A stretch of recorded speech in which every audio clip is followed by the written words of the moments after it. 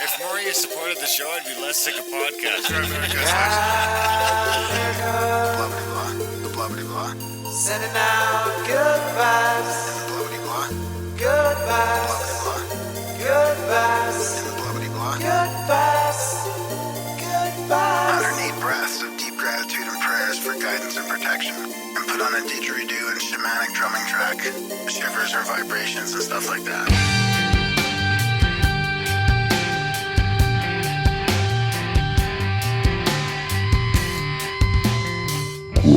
America.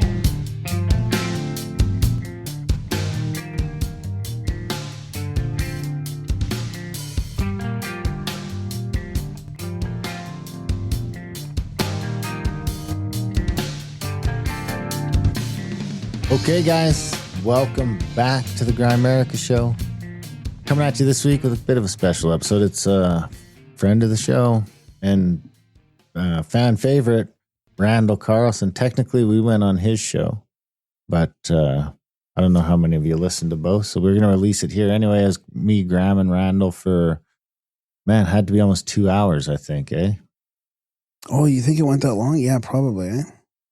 We went on for another 10 or 15 minutes after you left, I think. Oh, right. After you went to your hockey game. Yeah. But we get into it, all the stuff, mostly mega flood stuff this time, less sort of esoteric or anything like that. It's mostly just all mega flood stuff. Looking at the map, my new disastermap.ca. If people haven't checked that out, that's the new map people can check out and simulate crazy disasters.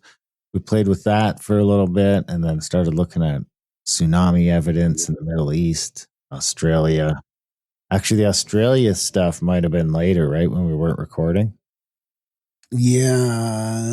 We just looked at the Middle East and Madagascar, I think, in this one. And then, of course, North America, all that stuff. Figure There'll be a timestamp in the show notes if people want to skip ahead of our lazy ramblings here. But it's a good show. Everybody loves Randall Carlson. Yeah. Go on a trip with us and Randall. Yeah. Oh, yeah. Spend a week with Randall. Watch some presentations in person. Have a personal Zoom call with him, with the team and everybody. And then go on location. I mean, the Finger Lakes one, I do got to say, looks unique in the scenery compared to what we're used to in the Scablands. The waterfalls and the little corridors, and or maybe they're like miniature slot canyons almost, but not dry and deserty, just full of life and dripping and almost like another world, very like fairy tale like. So that's going to be a good one.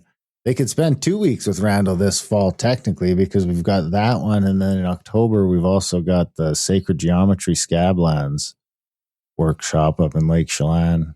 Get to see some ripple fields, see a few things, and do like 16 hours of sacred geometry. So do this whole level 1 sacred geometry thing. In and out of Seattle. That one's in October. People can check that out. And this is coming out on March 31st. So I would say I already had to bump the price up on that last Easter Island ticket. I could maybe fit 2 if it was a pair. But I had to bump the price up because the flights have gone from, I'm getting them in Canadian. So they went from the first ones I bought were $9.89 Canadian. As of yesterday, the cheapest from Santiago to Easter Island, or Santiago to Easter Island and back. So I bought the first batch for $9.89. Guess how much the last one I bought was? $2,600. $2,200. But Wow. now, when I went on yesterday, because I was like, I better bump up these prices if the flight's gone up this much, and it was up another $200. So it's at like $2,450. Oh or my something. God! And I was looking online. I was like, should I try with a VPN or something and see if it just knows I'm buying these tickets, so it's jacking it up? But I tried a couple different booking agencies and they all said the same thing. And then when I looked into it, they're like, that's basically how that Easter Island flight works. Starts out cheap and just gets more and more expensive until it's sold out because it's basically full all the time. Really? Yeah, I don't know if it's full of just tourists, but it's probably like you've got people who have to go back and forth. You've got all the supplies, all the food that has to go back and forth. There's only a few flights a week. Yeah. And I'm sure we're paying more. I'm sure if you've got like, if you're a resident of Easter Island, that it's subsidized somehow or something's going on. But it's literally the craziest flight change I've ever really seen. And just like, because funny enough, the flight for us to Santiago went down. Wow. But that other flight went, because I had been waiting, because there tends to be this period where it's like 3 weeks to 5 weeks before is when they're sort of at their cheapest, when they're kind of in panic mode. But then the Iran shit happened and the oil price went through the roof and fuel here fucking went up 30-40% overnight. And I was like, oh God, what's going to happen to I better book our flight. So I went on, tried to book our flights through Booking. 3 times it took the money and then canceled the flight. Said it couldn't do something. So I ended up going back to fucking Expedia, as much as I hate those fucking guys. The other one was doing a social credit check on you. And sure enough, the Expedia one just works. Oof, just fucking worked. But yeah, it's crazy. All that to say, you still can't come to Easter Island. The price reflects the new flight changes. There's like 1 or 2 spots left. We leave in 22 days from Calgary. We leave in 22, or no, the event starts in 22 days. So we probably leave in 20 days. So people can check that out. The solstice thing is also coming up, which is going to be a fun one with Matheson and Powell on the group. They're like an old school. It's going to be very much like Duck Creek, I expect. New place, new stuff to see, but I feel like it's going to have a Duck Creek vibe to it. Yeah. So that'll be fun. And now you're done hockey? No trophy? No trophy. No, we don't. It's not that serious. But yeah, done. It's good. Do you keep track of stats at least? No. None of that? Our kids won the provincials here for the first time. For the first time. I went and watched the game. It was like we used to call it like Bantam, I guess. Under 17s, under 18, under 17s. No. So that's like where you would start with the regionals and it sort of goes up, right? District. Under 18s, it is, yeah. Yeah, and then it goes a few levels. So is that Saskatoon or your town, actually? No, our little town, yeah. Your little town. Yeah, and it's the first time ever, and I think a bunch of the minor hockey leagues won, so that's kind of cool. There you go. Yeah, I went to the game because I got to play with some of those kids, and they came to play with us when we were short players, so it was awesome. It's starting to look like Mo is really on Carney's dick, so it's a good thing you guys got hockey going for you. Every time I see something from your premiere now, I'm like, Jesus Christ, Scott. Mind you, Danielle's doing it the same way, just in a different way. You know, like slipping all those things. Not that it's hard to complain because we've got a good leader here and we're going to get all this stuff as a referendum, right? We get to not just a separation one. We've got an immigration referendum. No, but she said that the separation one takes precedent or whatever. So if that, it would take precedent, but it's still fucking nasty. It's still like greasy. You know what I mean? So it's like you can separate because of all of these issues, but I'm also on the same ballot, basically going to say you can vote on all those same issues that are really the separation issues, except for equalization. Which we've already passed and just didn't change anything. But it's like it's a convolution almost, you know? Yeah. We talk about this a little bit more on our Gramerica Outlawed show. We do. We try not to go into too much Canadian stuff, but it's kind of depressing. It's a tough time. Of good news out of Canada, you know. It's a tough time in Canada. Tomorrow the carbon price goes up 16%. The hidden carbon price. Everything I was saying. Maybe you got rejected on that flight purchase because you've used up your personal carbon credits. I'm thinking. I was hoping I wouldn't have to like deal with that because I got the treaty card. Yeah, they're like, no, you don't have ultimate. Imagine if you had unlimited carbon credits because you're a native. Yeah. Wow. Because of my oppression. Your oppression card. You get your oppression card. I get more carbon credits. Yeah. Imagine if they gave out carbon credits in accordance with your oppression cards. Imagine when, you mean? Yeah. Imagine when they do that. Anyway, it is a good chat. It's winter here again, dude. Yeah, it was pretty wintry. No, like eight more inches of snow, and it feels like Christmas again. I mean, it's like, it really feels like we slipped back into winter. Well, Calgary got a blizzard. Yeah. Oh yeah, I saw that. Here it snowed a bit, but then it's melting again today, so it's not too bad. I think I'm going to go for the first goose hunt on Friday. Is my current goal. Friday goose hunt. Oh yeah, that's good. Where are you going? Going down by Badger Lake. See, that seems to be the only one that's really open right now so far. Well, that's the 23rd. That's where we were, right? That's where we were when we went with you. Oh yeah. Because that's where we were when your tent was blown away, and you thought we were messing with you. Yeah, I totally thought. I thought you guys were going to drag my tent across the field, and it was just the wind. We were all dealing with the same thing. Yeah, we're going to head down there. The lake's open. It's supposed to be a bunch of geese on it. So Jesse was down there poking around. It was that time of year. Friday, first time out. I noticed there were some people bugging me on Twitter because it's already like the Dakotas are kicked off already. The states will be going pretty hard on theirs. We're just finally warming up here. It's going to be fun. It's been a long winter of not doing that kind of stuff. You know, ice fishing is ice fishing. It's fun, but it's still basically just go sitting in a warm shack on the lake, you know, waiting for bells to go off for doing this and that. It's not the same as getting out hunting and exercising and moving shit around and dragging and a lot of walking.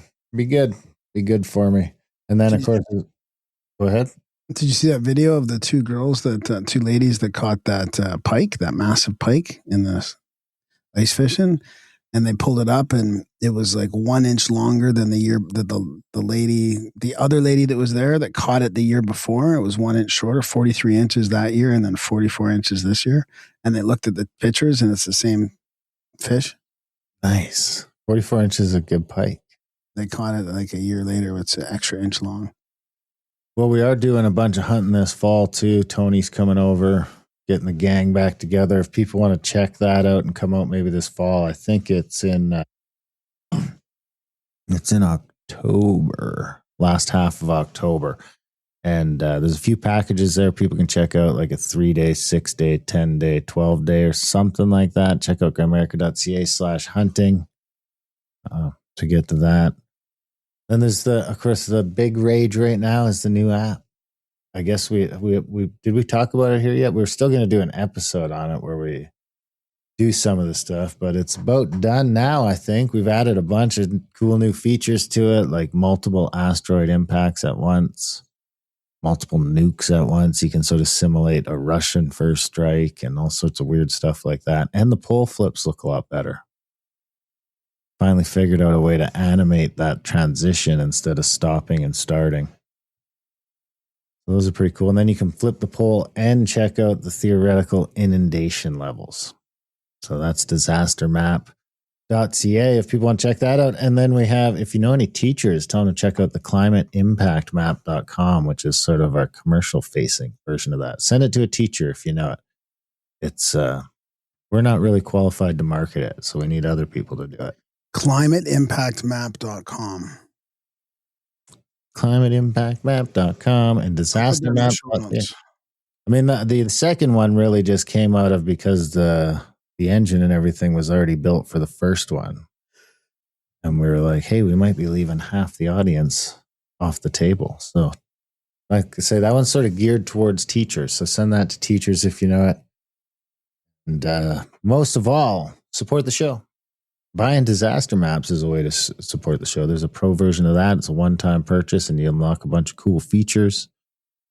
But the other way to support the show is just to go to grimerica.ca/support and sign up for a monthly or making a one-time donation. If you are getting some value from the podcast that we've been doing now for a while, we must be almost up to episode 760, all there in the back catalog, all free. Another one's Randall Carlson. We probably got the most interviews with Randall, I would say, out of everyone, right? Yeah, probably. We got like 15 or 16 hours with Randall. Now we're going to add another 2 hours to that with this one. And we need support. GoAmerica.ca/support. That's how the show goes. It just, if people don't support it, the show goes away. We don't want that to happen.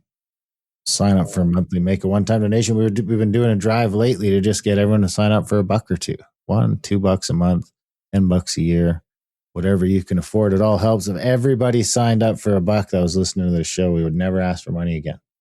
That's right. That's a deal. We've only got one person to thank this week, and that is Graham Palmer. Well, I also have $2.22 a month. Okay. So thank you, Graham. Thanks, Graham. Yeah. Different Graham. What do you got, a note? No, I don't actually. I think I read it last week. I was mistaken. Time flies. It does. It's been a week. I looked at the date. I'm like, that was a week ago. Time flies when you're podcasting all the time. Yeah. You should come to Easter Island with us. This is a trip of a lifetime. Never going to do it again. Just get it done. Just bite the bullet. You could money grows. Money comes back. Easter Island might not come back. And then when the carbon credits kick in, good luck. You'll never get to go to Easter Island unless you're an elite or a scientist or I don't know, or an Easter Island person. You're probably none of those. So you wouldn't be listening to this show. I'm assuming if we had a listener on Easter Island, we'd have heard about it by now. Right? They would let us know. Oh, I'm sure. Yeah. You'd think. Yeah. GrayAmerica.ca. Actually, no, contactatthecabin.com for that. You can get there from GrayAmerica.ca, though. There's a link, of course, to all that stuff. Do check. We do have a brand new website people can check out. So it works a little easier. Can pay direct, all that sort of fun stuff. Save a bunch of them Eventbrite fees. I know lots of people don't love Eventbrite, but what are you going to do? What else you got? Anything else? We only got that one person to thank this week. That's a real shame. It's nice when we were having them in bunches there for a bit, but maybe we can get that momentum back this week. The Randall episode, get you guys geared up to buy some tickets for some events and support the show. It was interesting to go on Randall's show, but at the end of the day, we still ended up interviewing him. Yeah, of course. Yeah. What else are you going to do? Yeah. That's about it. That's about it. We got a long show here, so we'll get out of here early. Check out AmericaOutlaw.ca for the podcast, AdultBrain.ca for the audiobooks. Contact at the cabin. If people like pre-cosmic horror, like pre-Lovecraft cosmic sci-fi horror, there's a bunch of short stories up there now. You got up there. The Crystal Egg, the Star, the Country of the Blind, the Machine Stops. Absolutely. Yeah. Absolutely. Check us out on YouTube. I got to say, since we went on the Randall show, because they tagged us in it or something somehow, but our YouTube followers have been growing faster than they've ever grown. Right now, it's grown at twice the rate of the book channel. Wow. I think so.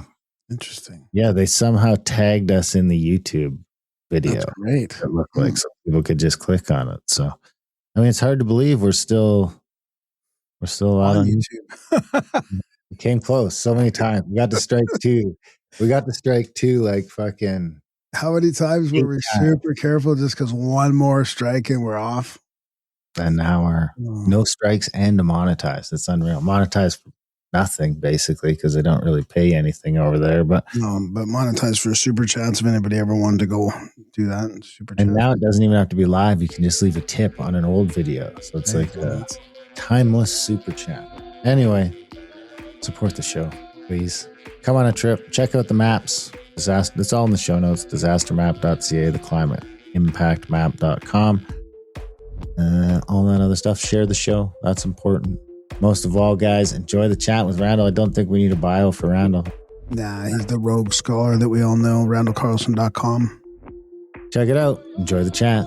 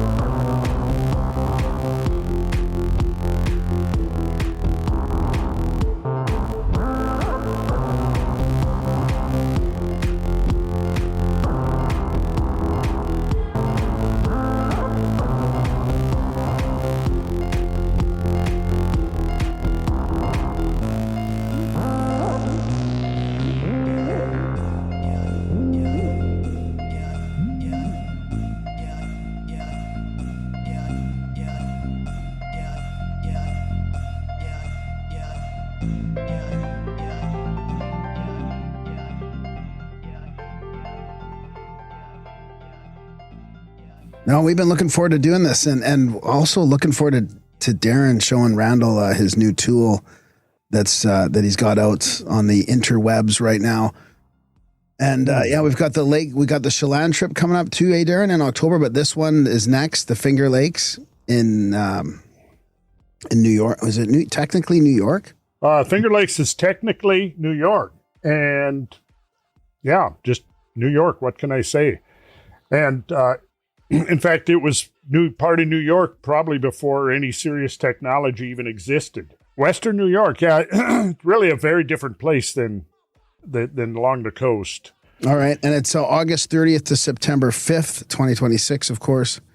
We're flying into the falls, right? Into Buffalo, Niagara, so we'll get to see the U.S. side of the falls. I've been to the Canadian side, but I've never been to the U.S. side before. Well, the big advantage to the U.S. side is that you can actually get a better perspective on the Canadian falls. Because you're not quite jammed up against them. Right, exactly. But that's worth seeing because it gives you at least some framework for thinking about, like, if you're standing near dry falls. And then you realize that it's 2.5 times, almost 3 times the height of Niagara. And the volume, let's see, what is the volume of Niagara? It's pretty impressive, but it really does give one a sense of the power and majesty of these giant floods. And of course, it is a relic of the Ice Age and the deglaciation of the whole region up there. So I opened the national map viewer here, and so are we going to start with? I get to see what you've been working on there, Darren, or you're going to keep me in suspense? Oh, do you want to see that first? Oh, I don't know. You brought it up. I didn't know when you were going to, like, first, middle, or later. Last. I was going to do it later, but I could do it now. I got it right here, ready to go. I think I can just share my screen. This is my new disaster map. Oh, disastermap.ca. Yeah. Okay. I saw you sent me that. I haven't had a chance to dive into it yet. Yeah, that's good. So then it can be a surprise. So basically what I've done here, and I mean, you were the inspiration for a lot of this. So I can do different things. Like I can click here. I can set this. The first feature is I can set the ocean level to wherever I want. So we could melt. Oh, wow. We can set whatever we can manually set whatever we want, or we got some presets here, like just melt all the ice on the planet melted. And it'll give you what your new coastlines will look like. Oh, okay. Let me see if I'm going to, let's see. Yeah, you're okay up there in Atlanta. Yeah, you're right. Yeah. You're okay up there. Oh, yeah. I am. Well, it'll be better really in a way because it'll probably take an hour off the commute time when I go to the beach. Yeah, exactly. And then if you click there, it'll give you how much the new elevation is, what you'd be underwater by. Now, okay, and then you drop the ocean level. Now, right? Now I can drop the ocean level, which is interesting, probably more interesting for this crowd because now you can start to look at where the ancient coastlines used to be. So this is pre-Younger Dryas, like pre-Younger Dryas? Yes, this would have been pre-Meltwater Pulse 1A. Yeah, exactly. Now, the interesting thing about that is, I mean, obviously that doesn't give us the isostatic rebound in the Azores yet because I haven't built that in yet, but you can start to go look at things like the Bering Sea here kind of completely disappears. So, I mean, Bering Strait, yeah. The Bering Strait. What Graham and I used to talk about is you didn't even need people. I mean, obviously we think there was people here that got pushed out by the Cataclysm and then probably just came back north as things chilled out. But you can sort of see where you would have just had this coastline you could have sailed around the whole time. That would have brought you all the way down to California. Oh, that's an interesting way to look at it, too. And check out the arc of the Aleutians there. I mean, if you're sailing up the north along the east coast of Asia there, you cut along those islands. Right yeah, I mean, here. look at this. Oh, that's really interesting. Now, and then let me come across there and across here. Did you, how much did you drop sea level? 400 feet? So that is 120 meters. 393 feet. Okay, close enough. Yeah, we could do 400 though. We just type it in, hit execute. Now, really, it's surprising. I remember the first time I looked at long time ago, looked at a reconstruction of Beringia, which is the area up there in the Bering Straits between Alaska and Siberia. You don't realize how much land you're actually talking about. You think, the land bridge, and you think, well, you see those two prominences right there in the middle. Yeah, that's like 4 times the size of Alaska there. It's enormous, and that whole area was populated with millions of megafauna. Well, keep going to the Baltic Sea there too, Darren. Go left. Right there. So there's look at Doggerland and the Baltic Sea. Even like Scandinavia is basically there's no ocean there, either sea there. Right, and you see that blue arc of ocean that comes around the southern end of Norway there. Yeah. That is a huge scoured catastrophic flood trough. And you can see if you see that there's that valley there between Norway on the west and Sweden on the right. And of course the ice sheet, the Fennoscandian ice sheet, covered all of that up there. And when it was melting, at some stage, probably at a latter stage, you had a huge meltwater river coming down that trough between Sweden and Norway, and then it arced around. I'm not sure why it did that, but you can see there's actually a deep trough that follows the arc there of the southern coastline of Norway. And then it discharges into the North Atlantic up there by it's called the Norwegian Sea. It surprises me, the Mediterranean, how much is still there. I thought we would have seen more. Yeah, you know what else is surprising is if you add a bunch of water to it. Even if you had 200 feet of water, the Mediterranean really doesn't get much bigger. Uh-huh. Yeah, that's interesting. But the other thing you might like about this, Randall, is it's got all the asteroid mechanics built into it, so I can switch into impact mode. Pick some place to do an impact. Well, go near the Finger Lakes. Like let's look at that place we're going here. Where's that? I'll tell you exactly where to go. Zoom in on Lake Ontario. Oh, there they are, right? Now, there's the Finger Lakes. And then north of there, between Lake Ontario and the Finger Lakes, are the Drumlin Fields. But zoom in on eastern Lake Ontario. Eastern Lake Ontario over here? Well, not quite that far east. Go. Yeah, is there a cursor? Do you have I'm looking for. Yeah, I don't think you can see it though for some reason. Right now, my cursor's right on Oswego. Okay, you see the dashed line, boundary line. Okay, so come down and follow that to the west until I tell you to stop. Get the boundary line back down around the center of the screen. Right about there. Now, kind of go to the west. And where it says Lake Ontario, center that. Put that on your center. That's pretty damn close to where the impact would have been, right there. So now this could be weird because I haven't run an impact in a lake yet, but let's see what happens. Yeah, it's got weird on me. Well, but if you do it over here, what it'll do it is at Rochester there and see. It'll give you can pick your asteroid size. It'll give you your crater size, your ejector radius, your blast radius. So what is the radius of the impactor for that? That's at 1 kilometer.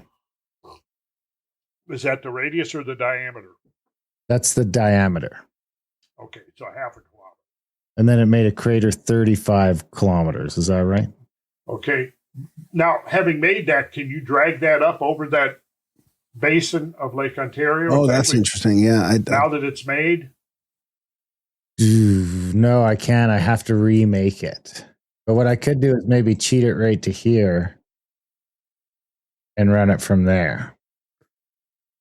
Well, I was trying to look at the radius of destruction compared to the geomorphic work, because it likely at the point where the flood occurred, the southern margin of the Ontario lobe of the Laurentide ice sheet would have been right at the top end of the Finger Lakes. Oh, right, wow. Here. So the drumlins would have been under the Finger Lakes. And normally, you would find a huge terminal mooring at the terminus of the ice sheet, of the glaciers. You don't really find that here. But what you do find is what's called the Valley Heads moraine, which is all of the moraine material that got washed down to the south end of the Finger Lakes. So before I wrap this up, Randall, I'll just show you a couple more features. I got things so you can, I got the wave engine built in. So if we put a rock into the middle of the Gulf of Mexico here, it'll kind of give you your flood inundation and your wave parameters. Oh, okay. And then I got wave height too, right? Wave height, yeah. Now, you mean based upon an impact? That'd be based on a 1,200 meter diameter asteroid hitting the Gulf of Mexico. Got it. Okay. Perpendicular, like not on an angle, right? No glancing blows, right? It's all built off 45-degree angle impact. Yeah. So that kind of shows us a wave height of 85 meters just from a 1,200 meter rock. Right. By the time, this is when it's making landfall. No, Yeah. This would be on impact when it hit the ocean. Oh yeah, so that's the wave would be 85 meters when it hit the land if it landed in the center of the Gulf. Yeah. And I the can other see thing you might get a kick out of is we got the Yellowstone mode that'll show you the ash radiuses and depths for each of the 3 Yellowstone eruptions. so I'm pretty cool in that department also, aren't I? You look okay. It looks like where you are, where's Atlanta now? No, you're just on the edge there. Yeah, right there. Yeah. You got an 85 to 95% survival odds. Okay. 1 centimeter of ash only. So a half-inch ash. Okay. And now this one I'm still working on, but I think this is the one you get the biggest kick out of. I haven't got the flood tiles built into it yet, but I have this mega tsunami mode where we can pick La Palma, Cumbre Vieja, Cascadia, or Alaska, and it'll show us sort of the fallout from that landslide. And if I click here, it'll give you the wave arrival times and the estimated wave height based on worst case scenario. So this one here takes 9 hours and it hits the coast at 15 meters, so 50 feet tall still. 50 feet, what? 50. So it says that if Cumbre Vieja, if they talk about the Canary Islands slipping away and doing a landslide, making a mega tsunami. Right. So that's okay. Yeah, got it. So this is epicenter on one of the Canaries. Cumbre Vieja, and this is showing the effects of a large landslide. Yeah, into the ocean. Into the ocean from off of the island. Exactly. Right, got it. Okay. And then that's the wave height going out. What's it doing by the time, let's say, it gets to the east coast of the United States? So if right outside, let's say at Charleston, it's still going to be 50 feet tall, and it's going to take 9 hours to get there. It says extremely dangerous evacuation essential. So if we go right to Atlanta, yeah, it says you better get out of there if that happens. But you'll have 9 hours. So wait. What now? Well, Atlanta, we're at 1,100 feet above sea level. So this is the thing that I haven't built in yet. I haven't built in this last mode. The mega tsunami mode is not built into the bathymetric data yet. So It's not being affected. So the asteroid into the Gulf of Mexico, I built that into all the elevation data so that the wave stops based on the elevation of the land it's hitting. And now what I'll do next is build that into this mega tsunami mode too. So because at 1,100 feet, you'll probably be okay. And it'll sort of show that same wash in, how it'll wash into the land. Yeah, it would probably wash up the Savannah River Valley and the PD River. Kick out of that. Yeah, exactly. It shows that. So if you do the impact into the Gulf, it shows it really going up that river valley for a couple hundred miles. Up the Mississippi. Up the Mississippi. Well, first thing I want to call your attention to is the Finger Lakes themselves. And what you'll notice is if you draw a line along the long axis of the Finger Lakes, they actually converge. They're radially distributed. That's important point number one. And if we go here to where these lines would meet, right there. That's where I had you go to when we were trying to drop the asteroid into the basin of Lake Ontario. Would have been right in here. And we can actually see that the deepest part of the lake is this area right here. And there's some very interesting scablands on the floor of Lake Ontario down here. And I think I can... You can see it if you change to the layer. It'll show it on the layers. Yeah. Yep. I'm playing with my elevation cursor here, and it looks like it's about 500 feet deep at that one spot. Yeah, here you go. Look at this. So this right here, this is the area. This is the basin. And I would theorize or hypothesize that this is essentially the impact point. And you would have had you would have water rushing in both directions, to the northeast and to the southwest, and probably this all drained off ultimately to the north. And let's see if we can actually see this. Yeah, look at this. You can see these scoured features here. Look at this right here. See all of this? So all of this is showing that there was these huge flows, probably in both directions. I would say the first flow out, let's see if we go back to the terrain view. Well, it would naturally follow those river valleys, right? Would naturally follow the river valleys. And it passed up. In fact, we can trace the flood. It passed right up here this way. It created a big temporary lake right here where Montreal is. Which is now a nice delta. Yeah. And then it would have continued on out right up here and out this way into the North Atlantic. And all along here, we find some very interesting things like Lake St. Jean right here is highly suspicious. And there's a good reason to believe why that may have been an impact site right here. And there was a catastrophic draining out here past Saguenay, if that's how you say it, out here. And you can trace the pathway of catastrophic current flows right down through here and out. And they emanated from what is now a basin occupied by Lake St. Jean. And there is microscopic evidence all the way down to Pennsylvania and New Jersey that is of a petrology that's only consistent with the bedrock right up here in this region right here. So you can almost see like an impact circle there, but that would have been, so how much ice would have been there?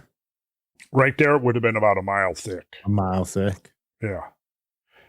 Well, it depends. I mean, at its maximum, the ice there was about a mile thick. So and it was probably a mile thick down to the least meltwater pulse 1A, so 14,600. It was probably still close to that at the lower Younger Dryas boundary. What we need, we just don't have enough. We don't have enough chronological data to reconstruct. Because see, like in my mind, okay, what is the exact correlation in time between these huge floods coming out this way and the floods that we were exploring over in eastern Washington? My gut tells me they were probably simultaneous, but I don't know because the dating is still too broad. Now, if you look here, look at either one, Cayuga or Seneca Lake here. And you see about how long they are. We can actually, let's measure the distance, and we'll go up here to Geneva, and then we'll go to the south end of the lake at Watson Glen, about 20 miles. Okay, we're about 20 miles. Okay, so now check this out. I'm going to clear. I want to clear this out. Oh, you're in print mode now. You have to cancel that in the top right. How did I get in print mode? Well, no, now I'm in print mode. Let's see. Cancel. You got to cancel down at the bottom of that first. Oh, there we go. Okay, thank you. And then probably cancel again up in the top. Right next to print. Yeah, the gray cancel, right? Yeah, there we go. But there should be a clear yeah, there's, oh, maybe it's being, let's see this. Yeah. So, you see, it was hiding behind the stop sharing button. That's why I couldn't find it. Okay, so what did we say? 20 miles. Okay, so now I'm going to zoom out.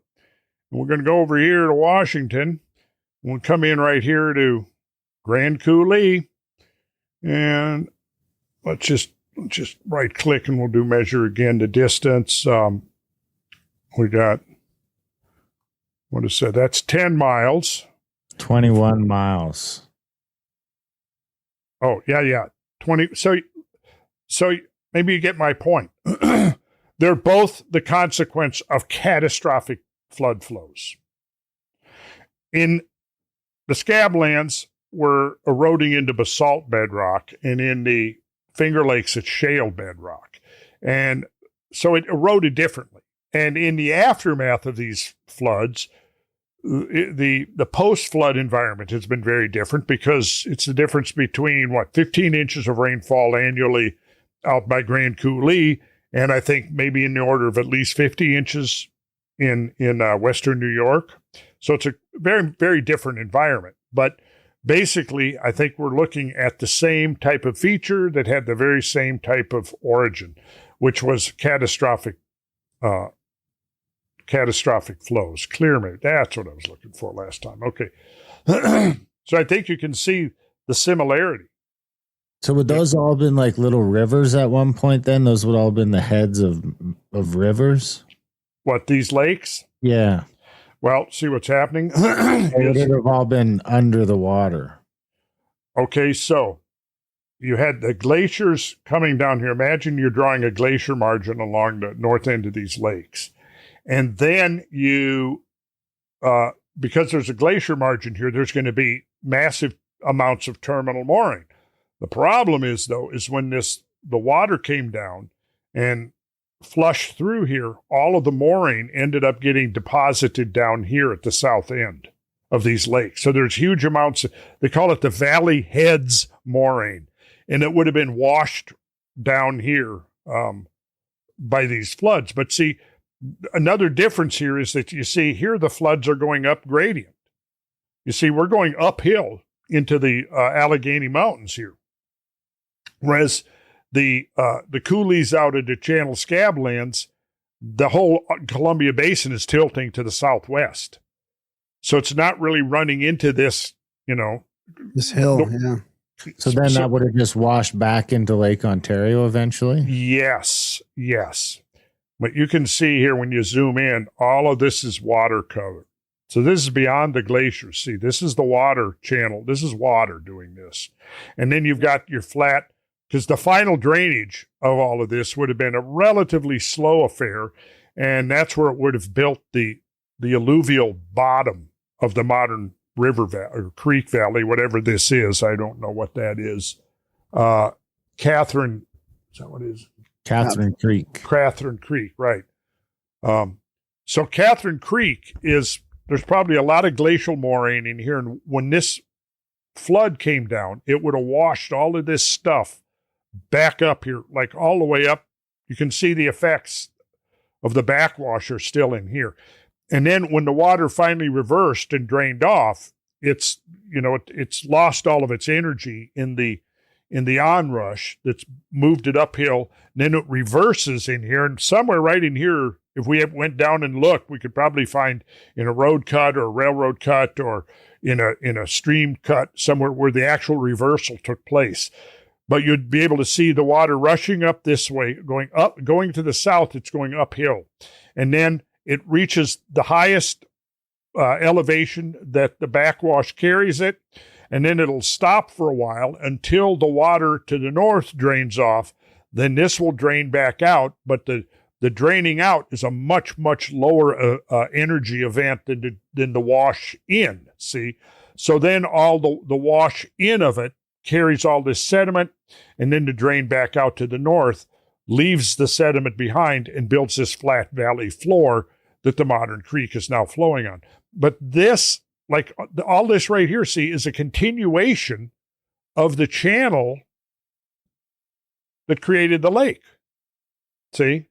So you had this water rushing down, and then it split. It looks like we got some water going this way. Let's see. The main flow seems to have gone down here, but it looks like all of this area in here is water eroded.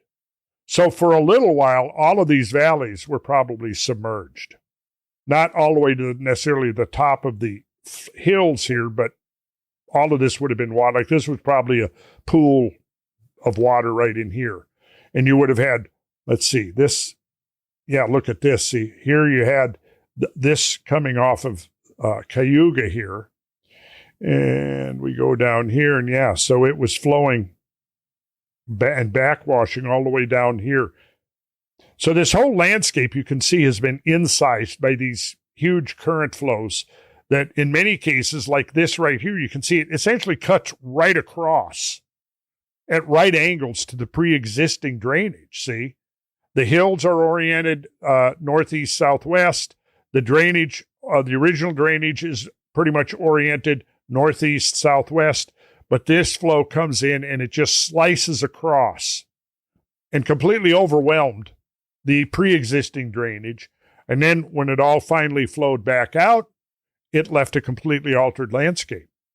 Would the water have been sheet flooding over all of that? Because it kind of all looks torn up. Well, it could have been. Yeah, at one point it could have been. It was definitely sheet flooding to the north of the lakes because, remember, drumlins only form under the ice. Remember? Got that? Drumlins only form under the ice. Why is that?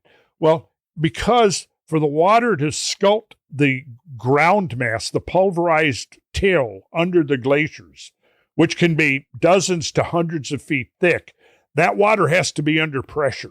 And it's the special properties of the aerodynamic properties, actually fluviodynamical properties of the subglacial water flows when they're under pressure. Put those water flows under pressure, and now what they do is they start shaping, and especially, remember, under the glaciers, you've got this pulverized till, which forms the moraine. You know, the terminal moraine, the lateral moraine, the recessional moraine, all the different manifestations of moraine, but they're all composed of glacial till. Till is the stuff that the glaciers produces when it comes in there and grinds over the landscape, pulverizing the landscape. So this till forms thick layers beneath the ice sheet. Now, push a high-pressure subglacial flood through there. Right? What that flood does now is it does two things. It starts eroding upward into the bottom of the glacier, and it starts eroding downward into the thick layers of glacial till. And interestingly, the pattern you see in the ceiling of this now subglacial tunnel with all of this gushing water current catastrophically flowing through it, what you see on the ceiling almost mimics what you're seeing on the floor. And on the floor, what it's doing is it's taking this glacial till and it's sculpting it into these aerodynamic shapes. So think about a boat hull. When you're in a boat hull is designed to minimize the frictional drag on the hull of the boat as that boat is moving through the water. Well, the reverse of that is if water is flowing against an obstruction or an obstacle, depending on how cohesive the material is, if it's not very cohesive, that water is going to immediately start shaping it. And what does it do? It's trying to minimize the frictional drag, the shear forces that occur between the movement of the water against the obstruction. So what it does is it tries to shape any obstruction to its flow into a geometry that will provide the least resistance to the flow, which is going to be this aerodynamic shaping. So when that happens, but once the water issues beyond the edge of the glacier, it's got a free surface, so it can adjust its depth to whatever it needs to be to try to reach equilibrium with the atmosphere, which it's not allowed to do when it's under the glacier. So what happened here is that the water is gushing subglacially under the ice sheet, whose terminus was the north ends of the lakes. And when that subglacial water under really intense pressure discharges from out of that ice sheet, it now has a free surface but it's rushing out and forms these channels here, backwashing up into the Alleghenies until it reaches some, I don't know yet at what elevation above sea level, but then at some point, that water will then reverse flow, and it'll flow back out into the Lake Ontario, and then it'll flow northeast right up through the St. Lawrence Seaway and ultimately flow back out to the North Atlantic. So if I zoom out here now, you're going to see here's the north end. Now picture the ice sheet is right down here. Now we're going to go up under. We're going to go into the dome. I was picturing, you know where I was picturing it? The number 90. If you look at the other layer, but it looks like that 90 kind of traverses the bottom, like the moraine, the terminal moraine. I'm not seeing what are you looking at? If you go to the other layer just for a sec, and then we'll get back to what you're going to show us with this one. But go to the other layer. The satellite view. Yeah. So I almost, and if you zoom out a little bit.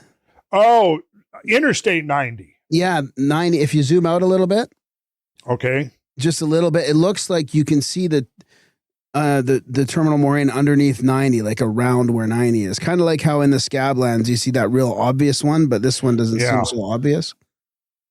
Well, yeah. So it might show up pretty. I don't have Google Earth open, but it probably shows up better in Google Earth. Yeah, maybe. Yeah, especially if you go to 3D exaggeration, which Google will let you do.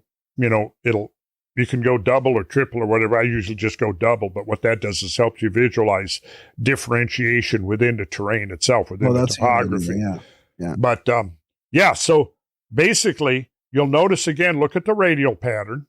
If I go back now to the digital and you go up to the drumlin swarms, notice the orientation here. So the eastern drumlins are oriented to the northwest. See that? Yep. Okay, now as I come over here, we see that they're now oriented almost north-south. And then if I keep going, they're oriented. Wow. Yeah. And if you follow that trajectory, the convergence point just so happens to be the same convergence point as the lakes. Which just so happens to be the deepest part of Lake Which Ontario. just so happens to be the deepest part of the lake, which just so happens to have this really weird pattern of erosion that almost looks like drumlin-like, but long, skinny. I mean, look at that. This is definitely... Is that just from like the material, the ice and everything getting sort of hammered into the ground? I think that this is, if this was the unimpact site, because like, look here. Compressing all that ice, dramming it into the ground, right? Yeah. Oh, yeah. And you would have...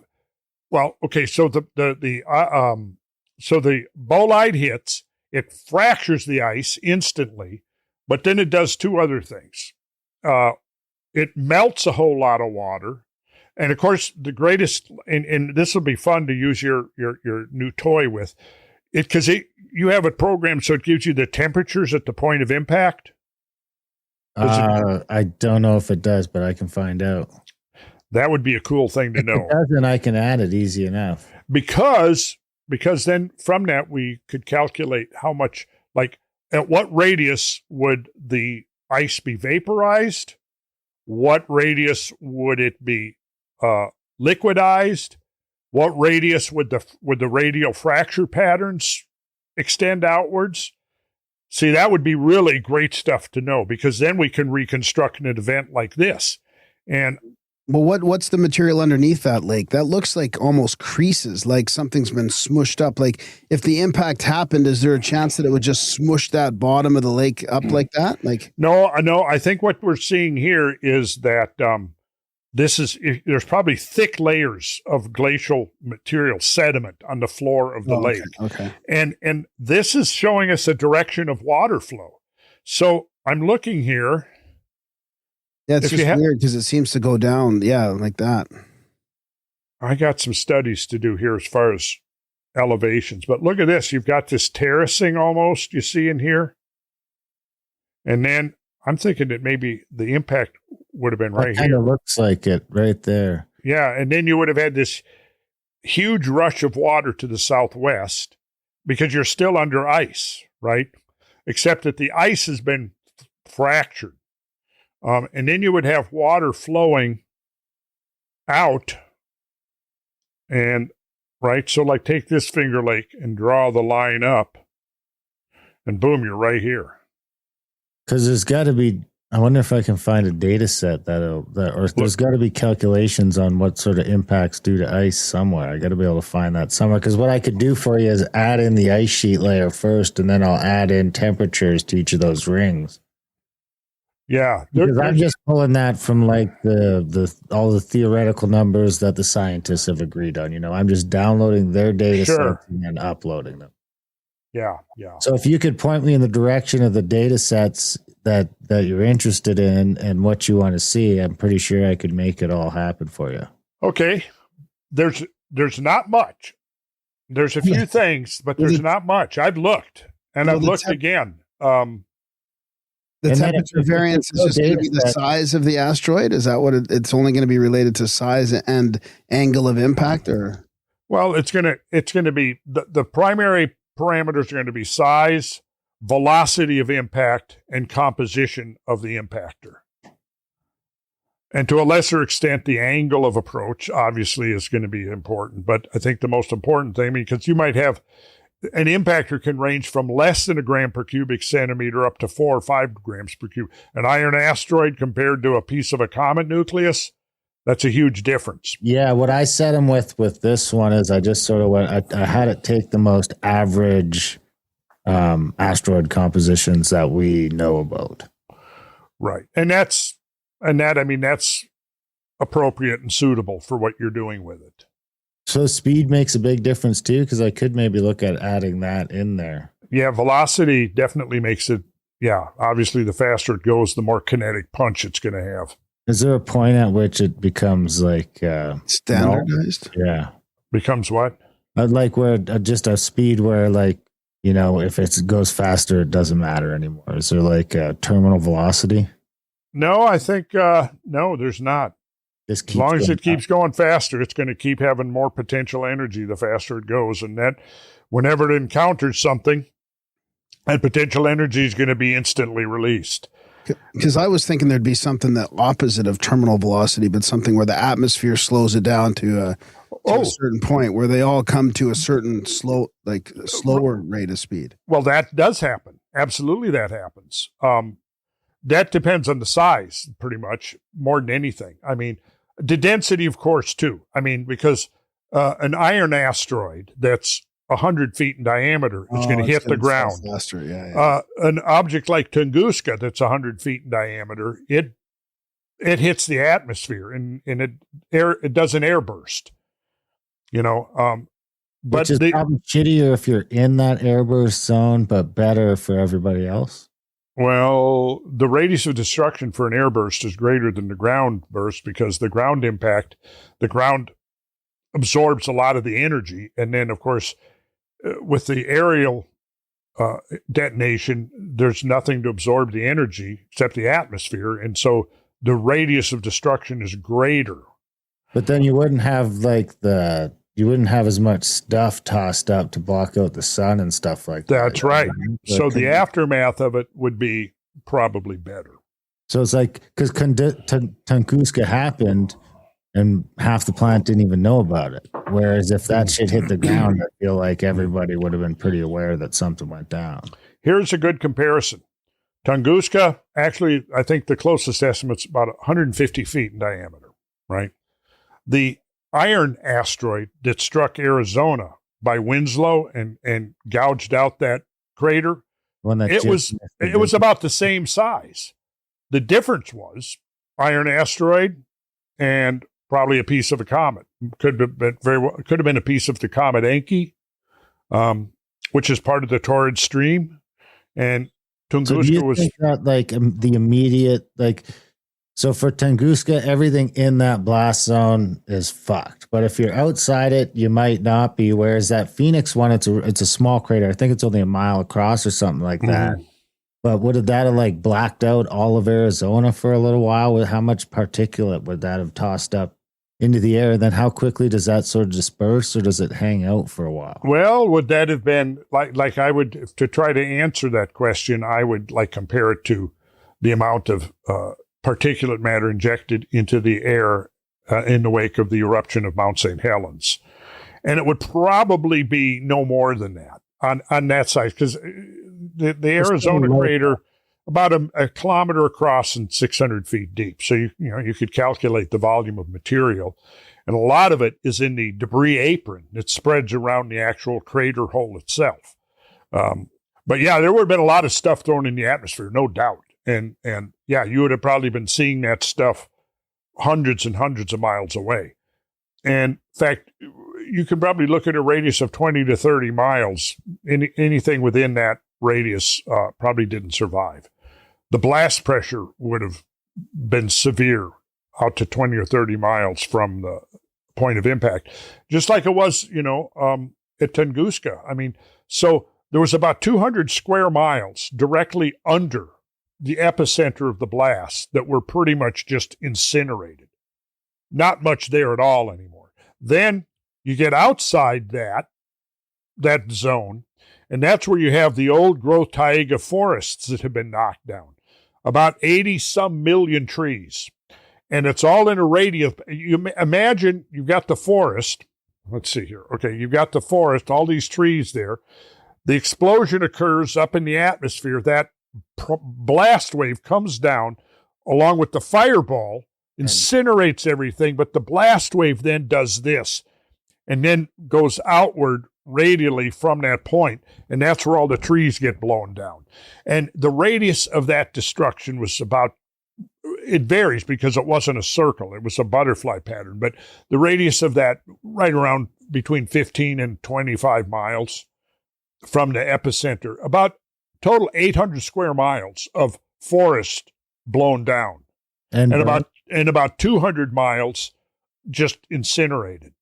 But yeah, a lot of the trees that got blown down, particularly closer to the epicenter, had scorched sides on them that would have been facing the epicenter. Would the thermal radius so there would have been trees that were even still standing outside of the ones that were blowing out that got incinerated? Yes, and in fact, the pressure wave, the blast wave coming down, there are actually a ring of trees that survived, but all of because they were directly parallel to the blast wave. And what the blast wave did was just sheared off all of their branches. So they're just naked single stalks. And that formed a ring. No. And then just outside that ring is where everything is splayed over. See? I have a stupid question. Why does it detonate in the air? Like, what is actually causing it to not make it to the Earth? Is it on the angle? Is it on such an angle that it's going to miss the Earth, or is it? No. Well, because air is a fluid. I mean, you ever done a belly flop? Yeah. Well, okay. So why did you have a belly flop? It was because the water wasn't getting out of the way in time, was it? Right. The water was not getting out of the way of your belly in time. Now imagine that your belly is a bolide. Okay. So now think of the difference when you take a beautiful dive in and you just, you're right. You're basically parallel to the water column. Yeah. You slide right in, you come down with a belly flop, boom, that water can't get out of the way. The air can't get, that thing is coming in at between 10 and 20 miles a second. Okay. Now you got 8 miles of atmosphere. So think of that. It's traversed the entire depth of the atmosphere, right? In a matter of a second or two. But what's happening is because the atmosphere can't even, think of it this way, the atmosphere can't get out of the way fast enough. So it just starts piling up. It starts compressing in front of it, right? And then it gets at some point where the atmospheric pressure gets, how many G's? I don't know, but a lot. I mean, just like when you shoot a rocket off and those astronauts are sitting up there in that nose cone, they're subject to tremendous amounts of pressure. That pressure is a function of the velocity. In the case of an incoming projectile, that pressure is going to be a function of primarily the velocity, but then the point at which it finally, the atmospheric pressure, it's literally like hitting a brick wall. And in the simulations of an incoming bolide, when it does that, it compresses the atmosphere, and at some point, the pressure is greater than the molecular cohesion of the object. And it literally just sort of explodes by turning inside out. So the type of the object would make a difference you're then, already. too. Wait, what now? Go ahead, Graham. The type of the object, the type of the material would make a big difference in that. Makes a big, huge difference. And that was the difference between an iron asteroid in Arizona hits the ground and digs a big hole. And- Tunguska, which is about the same size, it couldn't penetrate all the way through the atmosphere. Now, obviously, low density, it has to be bigger, but eventually you can get to a size that's big enough. Yeah, it's going to penetrate the atmosphere for sure. You know, a half a mile comet nucleus made out of ice is going to penetrate the atmosphere and hit the ground. Although it may fracture by the time it hits the ground. It may have begun disaggregating. You see what I mean? So, I mean, there's a lot we still got to learn yet about this, the cosmic environment and all of its denizens that we could potentially encounter. Because there's a wide variety of beasts out there, cosmic beasts. Those trees are squished flat before the blast, even because you got to think if the pressure between, if it can compress the atmosphere enough to make enough pressure to blow up a giant rock, that the amount of pressure that would be built up between, say, if I'm standing underneath it and the planet would have already squished me flat before it even blows. Well, yeah, but again, the time frame is so short. It's just like, yeah, it's almost instantaneous, right? But you never hear the bang. So Tunguska is estimated 5 miles up in the atmosphere. If it's moving 15 miles per second, then it's a third of a second. It's going to have penetrated the whole atmosphere. I mean, that's how fast it, but of course it's not moving up, because immediately as it's coming into the lower atmosphere, the density of the atmosphere is increasing naturally because, you know, what is it, 14 whatever pounds per square inch atmospheric pressure at sea level. Well, what do? When you get up 5 miles up, 8 to 8 miles up, I think it's pretty much zero. So you go from 0 to 14 point something miles, pounds per square inch. But what's happening is that, so the atmospheric pressure column is increasing as this object is coming in. But again, if it's moving at 15 miles per second or 10 miles per second, what does it take? It takes a half a second to penetrate the entire air. So the whole thing happens so fast. I mean, that pressure builds up. It's almost instantaneous. You know, and so you might see the thing while it's farther out before it really descends into the lower atmosphere. But then if it's coming in at an angle, once it hits about 8 to 10, well, remember Chelyabinsk over Siberia in February 2013? That exploded, I think it was around 15 or 16 miles up in the atmosphere. So it was probably not a very dense object. It was probably a low-density object similar to Tunguska. It was smaller. It was probably not. And also, if it's a rubble pile object, which can be asteroidal or cometary, instead of a single well-consolidated like rock, you might have a bundle of stuff that's gravitationally cohered together that's been traveling around in space together as an accreted clump. But once it starts penetrating the atmosphere, all those pieces come apart. And now what would have been maybe like a single, you know, rifle bullet now becomes like a shotgun. Yeah. Which is more dangerous? Well, you certainly have a bigger target radius with the shotgun. Because it's like my shotgun is dangerous, more dangerous, say out to 50 yards. But after that, the rifle becomes more dangerous. Uh-huh. Mm-hmm. Yeah, that makes sense. So it's like that same sort of idea where you're better if the shotgun's better, the rifle or the shotgun's better if you're not right there. Speaking of bolides, have you seen all these ones lately in the news, Randall? People are arguing over whether it's like from the leftover from 3i Atlas or the new meteor stream, what are they calling that? The Nereids or something, or there's another one that people are arguing over. Have you seen them all online? No, I certainly know that there have been a lot of bolides lately. And of course, that's crazy amount. Yeah. Well, that's because I started talking about it again.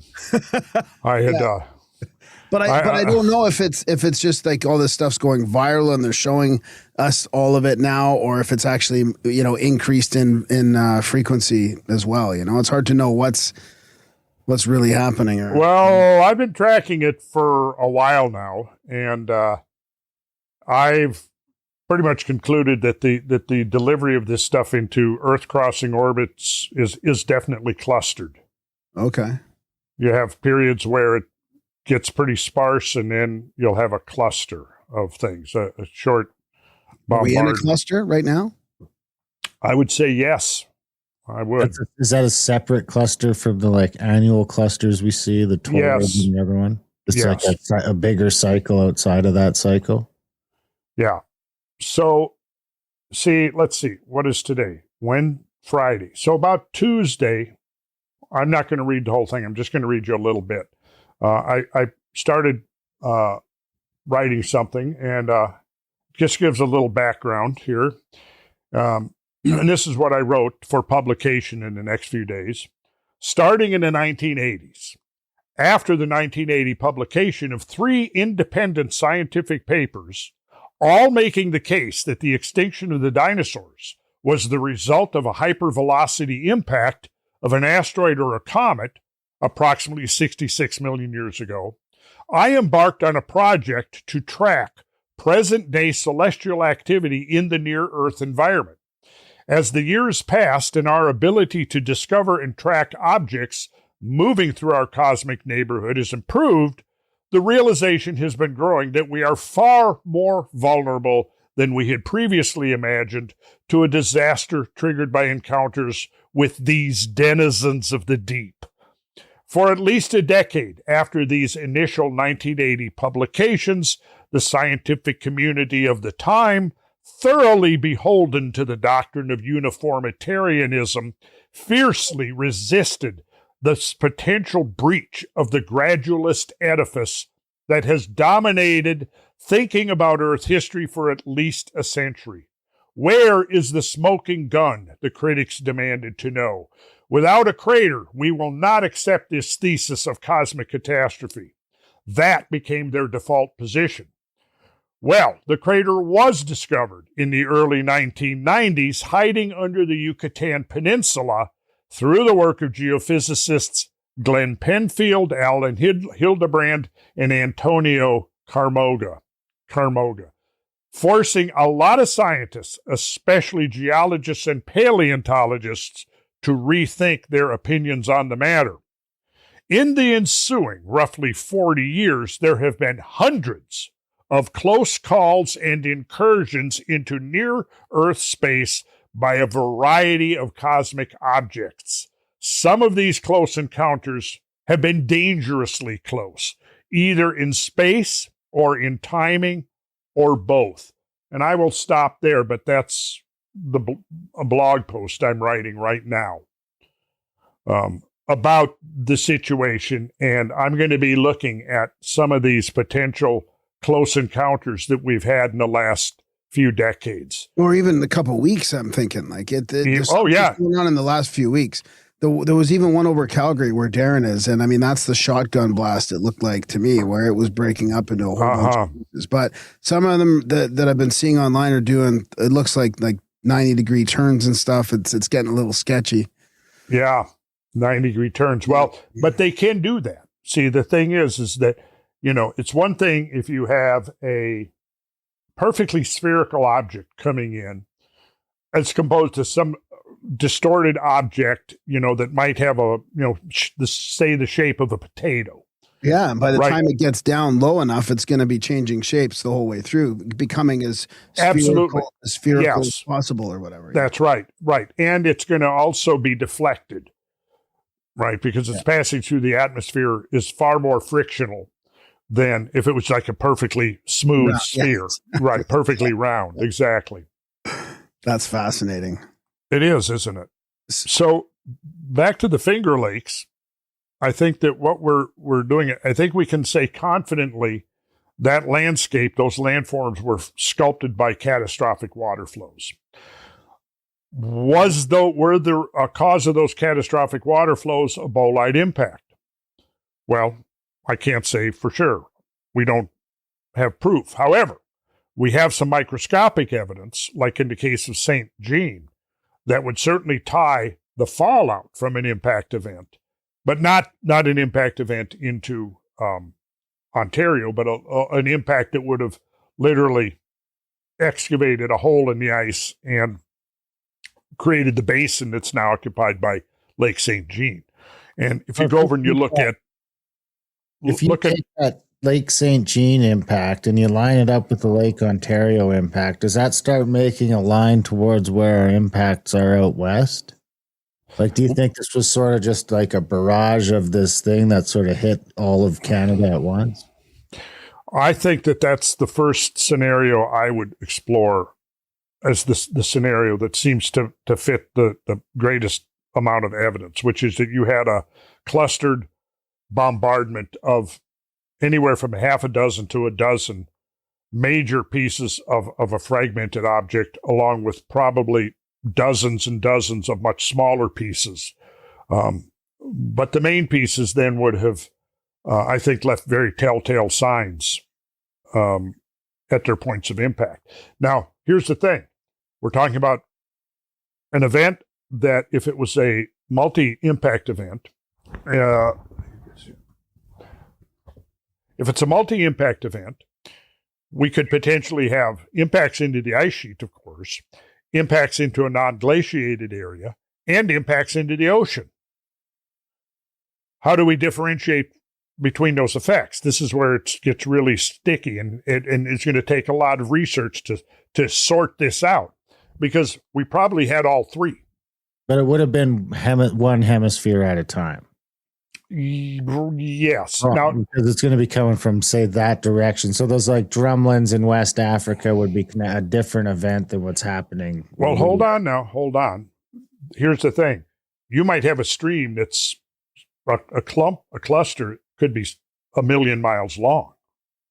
So the Earth is passing through it. If it doesn't pass completely through the stream within 12 hours, you see, you're going to get a full hemispheric exposure to the incoming bolide. See, and it's so big that it's the upper and lower hemispheres don't matter. Probably not. Now, what's interesting is if we look at the pattern of extinctions, and I think extinctions, loss of species, can be a yardstick, because loss of species is going to be directly a function of loss of habitat, right? You lose habitat. Now, obviously, in a bolide impact, you're going to have mass immediate extinction within a certain limit. And that's what your program will calculate. You know, the overpressures, like how quickly did those overpressures drop in the distance from the impact and so on. But the point is, you're going to have fatalities that fall into two categories. You're going to have the instantaneous fatalities, then you're going to have the aftermath, which could actually be months afterwards, right? Because if you destroy the food chain and it hasn't a year, it could be a year if you collapse the crops, you don't notice till the yes, and if you've got atmospheric injection of a lot of dust and soot, and that basically wipes out the whole growing season. So in the aftermath of an event like that, you know, now you got famine and starvation. Now, if it's in an ocean, now see, here's the thing: you're going to find there's been a steady rise in modeling and studies of what happens when a bolide hits the ocean, which to me can help us to understand what happens when a bolide hits the ice sheet. Now, there's going to be differences, obviously, right? Would it be like halfway in between, something like that, or? Yeah. See, well, in the case turning the ice into water, so there's that sort of thing happen at the same time, as if it can do it fast enough to before it actually. Oh yeah, I mean, again, the size and the velocity is going to determine the kinds of. I mean, we're talking about temperatures that could be 3,000 and 4,000 degrees centigrade. So you're going to have instantly conversion of ice directly into vapor, and that vapor is going to be shot out in all directions under high pressure. And it'll probably begin to circulate, and it'll take weeks for all of that water vapor to rain out. Then outside that, whatever point that the temperature drops down to where it's hot enough to melt, which it's melt the ice, but not to vaporize the water. You're going to have the production of meltwater. And then finally, you're going to have, just like if a bolide into bedrock fractures the bedrock, and you can look at radial shatter, ground shatter patterns, like at where bolides have struck bedrock. Just like throwing a rock at your windshield. Some kid throws a rock at your windshield while you're in shopping at Walmart, and you come out and you see that on your window. You're going to look and you're going to be able to pinpoint exactly where the rock hit the windshield, aren't you?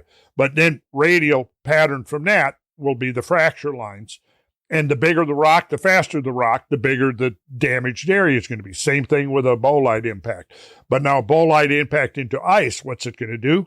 Well, at some distance, once it's cooled off enough that it's not vaporizing anymore and it's not melting anymore, you're almost going to have seismic shocks passing through the ice that would fracture the ice for, who knows, tens, maybe even 100 or a couple of 100 miles out from the impact site, see?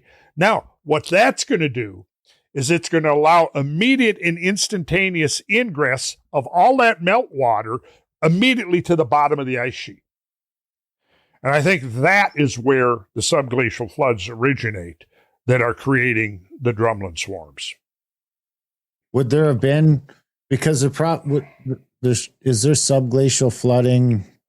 Is there any sort of subglacial flood channels without impact? Yeah, because it has to melt it. As soon as it starts melting from whatever, it's going to start underneath, right? Yeah, that's right. You have thermal spots that would maybe heat the ground enough. But if you have a mile of ice on something, and I just can't see how it ends up liquid water without an impact, without something. Because it's slowly. I mean, if it's like, is it melting from the bottom up? Yeah. Or the top Okay. down? We have an analog that can give us insight, because the planets started coming out of the Little Ice Age between about 1800 and 1850.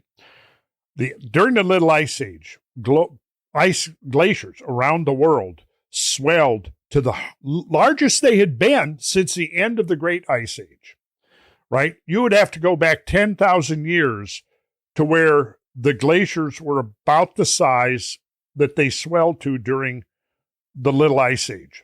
So you had two phases of the Little Ice Age, 1314 to 1500s, then you had a little break, and then the 1800s, and then it came to an end. So if I had been ready for this, like, I could show you aerial photographs where you can see mountain glaciers receded well up the valley, and then at the bottom of the valley, you see very clearly the moraine. And that was the Little Ice Age moraine. And the Little Ice Age came on the heels of the medieval warming period. And during the medieval warming period, the glaciers shrank back at least as far as they are now, right?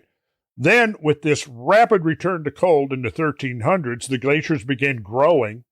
Okay, so now when they begin melting again in the 1800s and late 1800s, we begin to see what happened when, like, subglacial streams coming out from the snout of a glacier, for example, got much more vigorous as the ice is receding. That would make sense. When the ice is expanding, there's less ice melting. There's less meltwater. When the ice is receding, there's more meltwater, right? So we can see that there is an increase in melting. Now, when you have, let's say, when you have trunk valleys coming into a main river valley, and that river valley is choked with ice. There we go. Perfect. Good look at that. Okay. Yeah. Now see that glacier has, that's in the Swiss Alps. So you see the outwash plain down here, and right where it says 1989 moraine. So there is the moraine and in fact, look it up here, Little Ice Age maximum. So you see this up here? This is lateral moraine that's flanked up against this hill right here, this mountain. So it's going up to the Laya maximum, sort of? That's the Little Ice Age. Little Ice Age maximum. Yep. So you can see that's how thick the ice was, like in 1800, right? And it started melting back. So as it melted back, it created much more vigorous meltwater streams. Now, imagine that this glacier is melting back, and it's a tributary valley. In the main valley, there's still a big old glacier that might be 3 times or 4 times as massive as this valley glacier, right? What happens is the valley glacier is receding the fastest. It converts to meltwater, and that meltwater forms a pool or a lake, and the dam of that lake is the bigger glacier. Well, at some point, there's a threshold that's crossed. The volume of meltwater gets great enough. The glacier gets small enough that now it can no longer withstand the pressure of that rising reservoir of meltwater. The meltwater breaks through and floods and creates a catastrophic flood in Iceland called a Jökulá.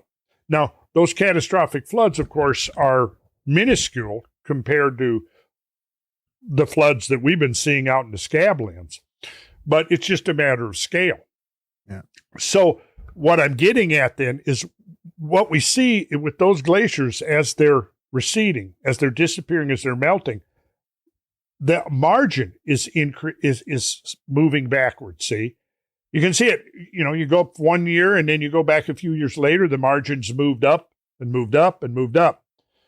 When we look at the Laurentide, the big ice sheet, or the Cordilleran at the end of the last ice age, it's not really behaving like that. In fact, what we see is that it looks like, rather than just marginal recession, which there was, but there was also what appears to be point centers of melting. And how do we do that? How do we determine those points? As we study the landscape under the what have been under the glaciers. Drumlins, I think, are the key, right? Yeah. Is that so are we going to see some of that at Finger Lakes if we get back to like our trip coming up? We're going to tour around. We'll be visiting one of the most magnificent drumlin swarms on Earth. Nice. And we might go and climb hill. You know, now I'm not a Mormon, but I'm very interested in the original visions that led to Mormonism. There's some interesting stuff there that kind of parallels a lot of the stories about Marinette, you know, visions and encounters with angelic beings or all of this. So I don't discount that. But, you know, I've been up there to Joseph Smith's birthplace, and there were 3 locations of the apparition of Moroni, the angel. I think it was Moroni, all 3 of them, according to the count. And where he was supposedly given the golden tablets was, if memory serves me properly, it was on the top of Mount Cumorah, Hill Cumorah, which is a drumlin. And you can go climb the drumlin, and it gives you kind of a good overview. You know, you're still at ground level. So I guess we're going to need to take everybody up in airplanes. Is that included in the cost of a ticket? That'll be extra. Aerial overflights? Aerial overflights are extra, but it wouldn't be the first time somebody lined it up on a trip. I mean, Timmy's coming to New York, I think, so he might book a plane. Timmy Bush? Golden tablets and visions are extra as well. I mean, that kind of, I had an odd question. I mean, I don't even know if I should ask it. I'm pretty sure we must have asked you this before, but did you know Hunter Biden has the Finger Lakes tattooed on his back? Did you know that? No, I didn't know that. Yes, I was wondering if there's any occult significance or something of like, I thought you might know that of why he's got the well, where's he from originally? Oh, that's a good question. Okay, you know, I would guess maybe his family vacationed there when he was a kid. That's what I was kind of. That would be my first. It's nothing like more occult or secret than that, right? Well, I got a thing to run by you here, Randall. I got it open. We don't really talk about this so much because we're usually focused on the Americas. But when you start looking over here at Saudi Arabia and Israel, you've got like over here coming through Riyadh, which looks like clear washing. That looks water caused. You've got this whole area down here by the United Arab Emirates that looks the same way. And then you have all this wash through North Africa that seems to come out this way, past Malaysia, out into the Atlantic Ocean. Right. Well, I think that's the imprint of a extremely intense pluvial period. over North Africa and the Middle East. And there's pretty good multiple independent lines of evidence that all point to the same thing, that there have been times when there was extreme rainfall and flooding over Africa.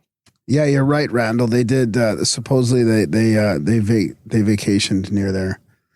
Uh-huh. Yeah, Cayuga County, Owasco Lake. Uh-huh. Yeah. Okay. That's exactly what I would have guessed. But, Where do you want to zoom in? yeah, zoom in, go there on Yemen. Scroll around to Yemen, which is right there. Yeah. Now, zoom in and pan down a bit. Are these mountains? Yes. Oh, so it does really look like it's coming down out of those mountains, eh? Well, now pan up. I want to get you to keep going up. Pan to the east. Okay, keep going. And now zoom in. Oh, wow. Uh-huh. Those are all drumlins. No, Are they not? Or those aren't drumlins. Those are something else, right? Chevrons? no, they're current ripples. Current ripples. Now, are they created by wind or sand? Well, I think they're both. I'm sorry, wind or sand, wind or water. Wind or water. I think they were originally sculpted by water, and now the desert sand is regularly blowing over them. The wind is now, but originally, and then go up to the upper right, that upper corner, and look at the changing direction. Right here? Yeah, look at that. Zoom in on that now. Yeah. Now you've got what looks like the formation of chevrons. Zoom in right there. Right here? Yeah, zoom in right there where you're at. Okay, now pan to the right. Keep going.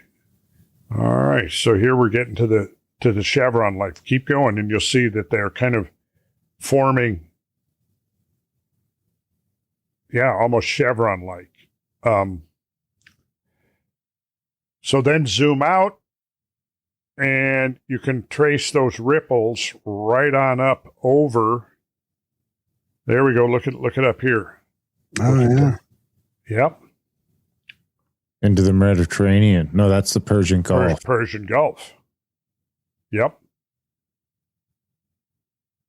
And I might, now this of course is outrageous speculation, but I might speculate that was the waters that that spawned the legend of Noah's flood. And that you had a huge tsunami train that came up from the Indian Ocean, and then it got focused. So it got focused into here? Yes. And into here. Yes. And it probably washed up through the Rift Valley and then washed up, and if you zoom in up there by Q8.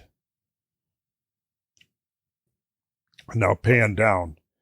Now, I don't know if you're reading, I think you're reading elevation above sea level down on your lower right. Yeah, you're at 559 meters. Yep.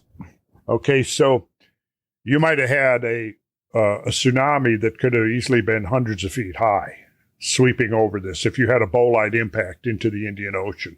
And that's if you probably look at it this way, it's sort of all heading into Egypt too, which could explain why a bunch of that shit is buried. Yeah. Yeah.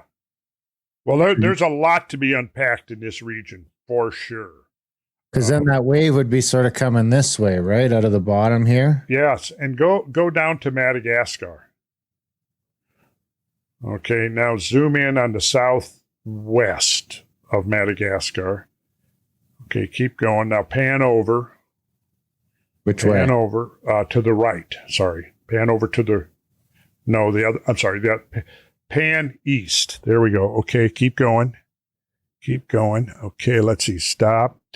Zoom in, go down along the coastline, along there at about, okay, now go over to the coastline to the west, go to the west.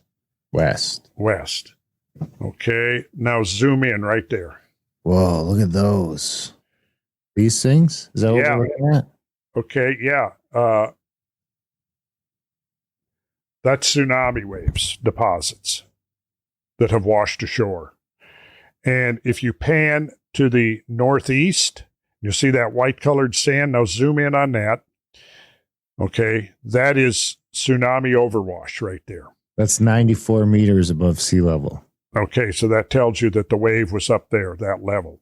Now, do you see this dark line that goes northwest to southeast? That's an escarpment. Yeah, follow that up. Keep going there. Yeah, you're following that right. That whole thing is an escarpment. Now hover over the top of that and tell me the elevation above sea level. 157 on the high side. 157 meters. 150, 160 meters. Okay. Oh, it's actually the opposite. Or do you want down inside the escarpment? I want both. So go up a little bit back from the upside of the escarpment, which is the northeast. This way? Just stop right there. Now zoom in. And now, okay, so now what I want you to do is pan to the west. Okay, so you see those lobes there? These ones? Each one of those lobes represents like a successive wave train coming in. So you've got the furthest one up will be the first wave that arrives. It'll flow back out, and then it'll be followed by a second wave coming up that won't have quite the energy, so it won't move as far inland. Now, look at this. So look at this. Here you can see some amazing chevrons. And here's what's incredible. If you go back down to the escarpment, go back down. Okay, keep going down a little bit further to the. Okay, so right in there. Okay, so now hover over the lower side of the escarpment and tell me what the lower side's around 145 meters. Okay, 145. Let me get that. And then go to the upper side. 175. Once it should be 175, 180. 180. Keep going a little further away from the escarpment. What do you get there? 187, 188. Okay. So it's getting higher as we go that way. Right. Now what I want to do is come back up, follow that escarpment up, because this escarpment is key. You'll see that what happens is two things. Zoom out now, and you will see that some of this deposits is on the lower side of the escarpment, and some of it is on the upper side of it. Yeah, down here is 40 meters, and over here is 193. So 50 meters, so 150 feet higher? Yeah, so at this point, the wave had to be high enough that it washed right over the top of the escarpment. And in fact, if you pull out and you go right up to the tippy top, right up there of the chevron, what's your elevation? 121 there. So it went downhill a little? Was that yeah. And then it looks like there's a hill there back here. The highest point here looks like it's almost 200 right around here. 197 meters here. So yeah, call it 200. And then at the lower side, like go up to the left up there where you've got that real clear. Now go down a little bit a ways from the escarpment and tell me what is it right in there? 105 meters. 105. And the other one, so you're getting close to 100 meters difference. Almost 100 meters difference, yeah. So that wave had to be big enough that it overtopped this escarpment here. And it was already, we said it was what? What was it? The elevation, the lower one? It's already 100 meters above sea level, 120. So 400 feet above sea level already. Got it. See, now we're getting a sense of the scale of this wave that washed ashore here. Now, based on these these deposits, those chevrons too. Yes, these deposits can give us the source direction of the wave. Yeah, it would have had to have been down here somewhere. You look at the back azimuth. It's called the back azimuth, and it's down there. And in fact, that's what Dallas Abbott did and her colleagues. And they went to the point, and there is a crater on the floor of the Indian Ocean called Burkle Crater. It's 2 miles down. I forget the diameter of it, but it's pretty big. So it's right down. You've kind of gone past it. go back, put your cursor down a little further. It's right in there somewhere. Look at that. Yeah, look at that. Close to the Mid-Atlantic Ridge. Mid-Pacific Ridge? No. No. I'm sorry. That's not the mid. What am I talking about? Boy, I'm in ozone. That's a different ridge. That's a completely different ridge. Boy, I feel dumb now. That's okay. But you can see those are perfectly in line with that. Correct. And now, I would bet imagine, Africa is almost, you can see where it came in over here and then came in here. Yep. And you can picture the sea wave, the tsunami is coming north, and where you see the land kind of is a V shape, right? The ocean basin is V shaped there. So what that's going to do is it's going to cause two things: is that not only is the wave going to increase in height as the depth shallows, but as the constriction, the confines of the coastline narrow, it's also, so by the time it makes landfall up there around the Straits of Hormuz and Yemen and Qatar, that wave is probably 1,000 feet high. And you can see where it's all washed back out on this side too. Mm-hmm.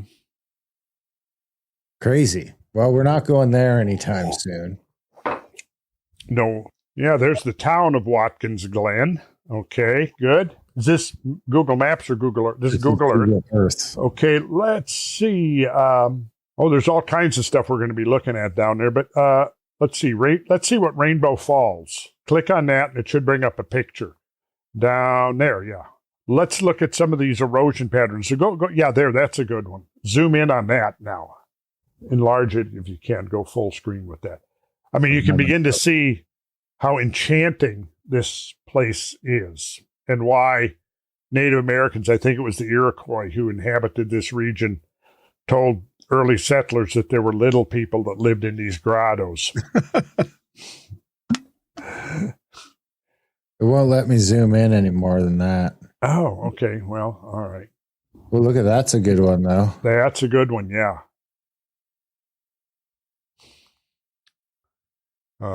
So the Finger Lakes would basically be that, but on a giant scale. Pretty much, yeah. Yeah. Are they deep?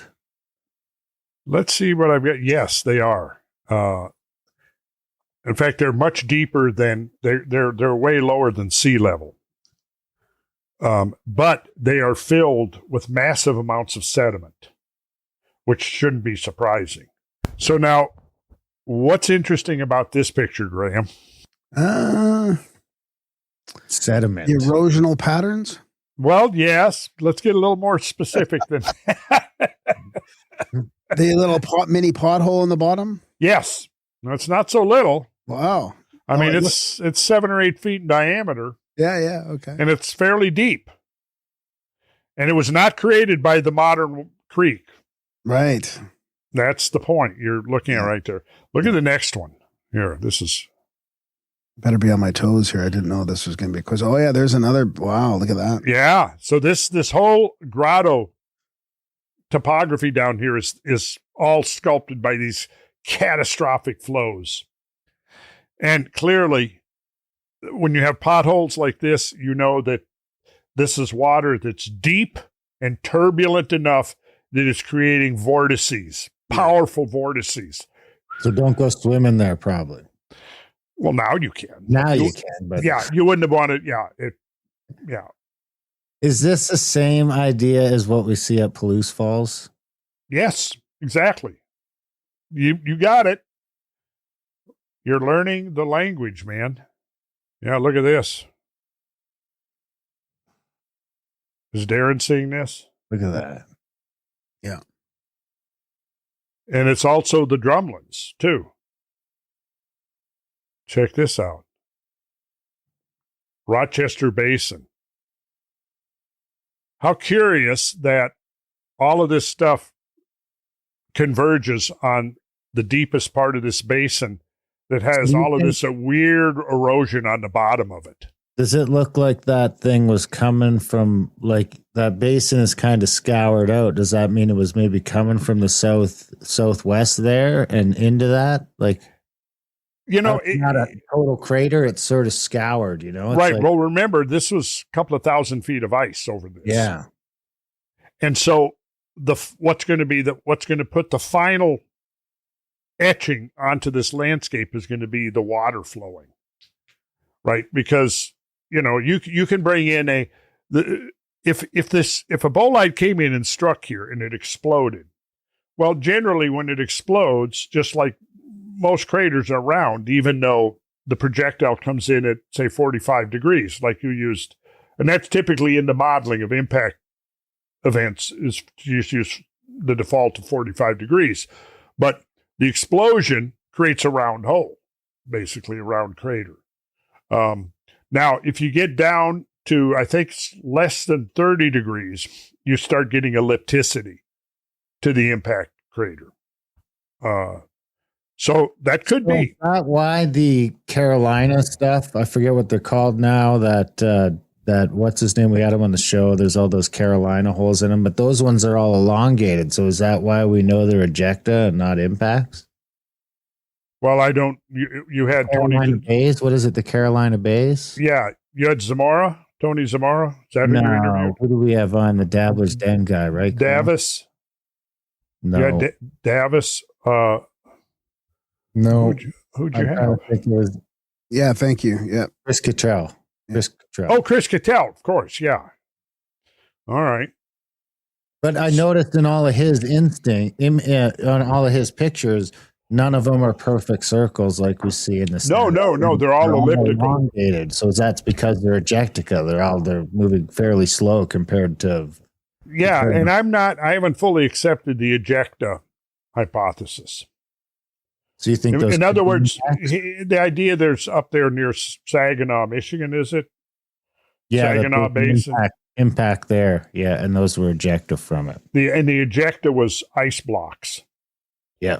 That's Zamora's idea. And I don't know.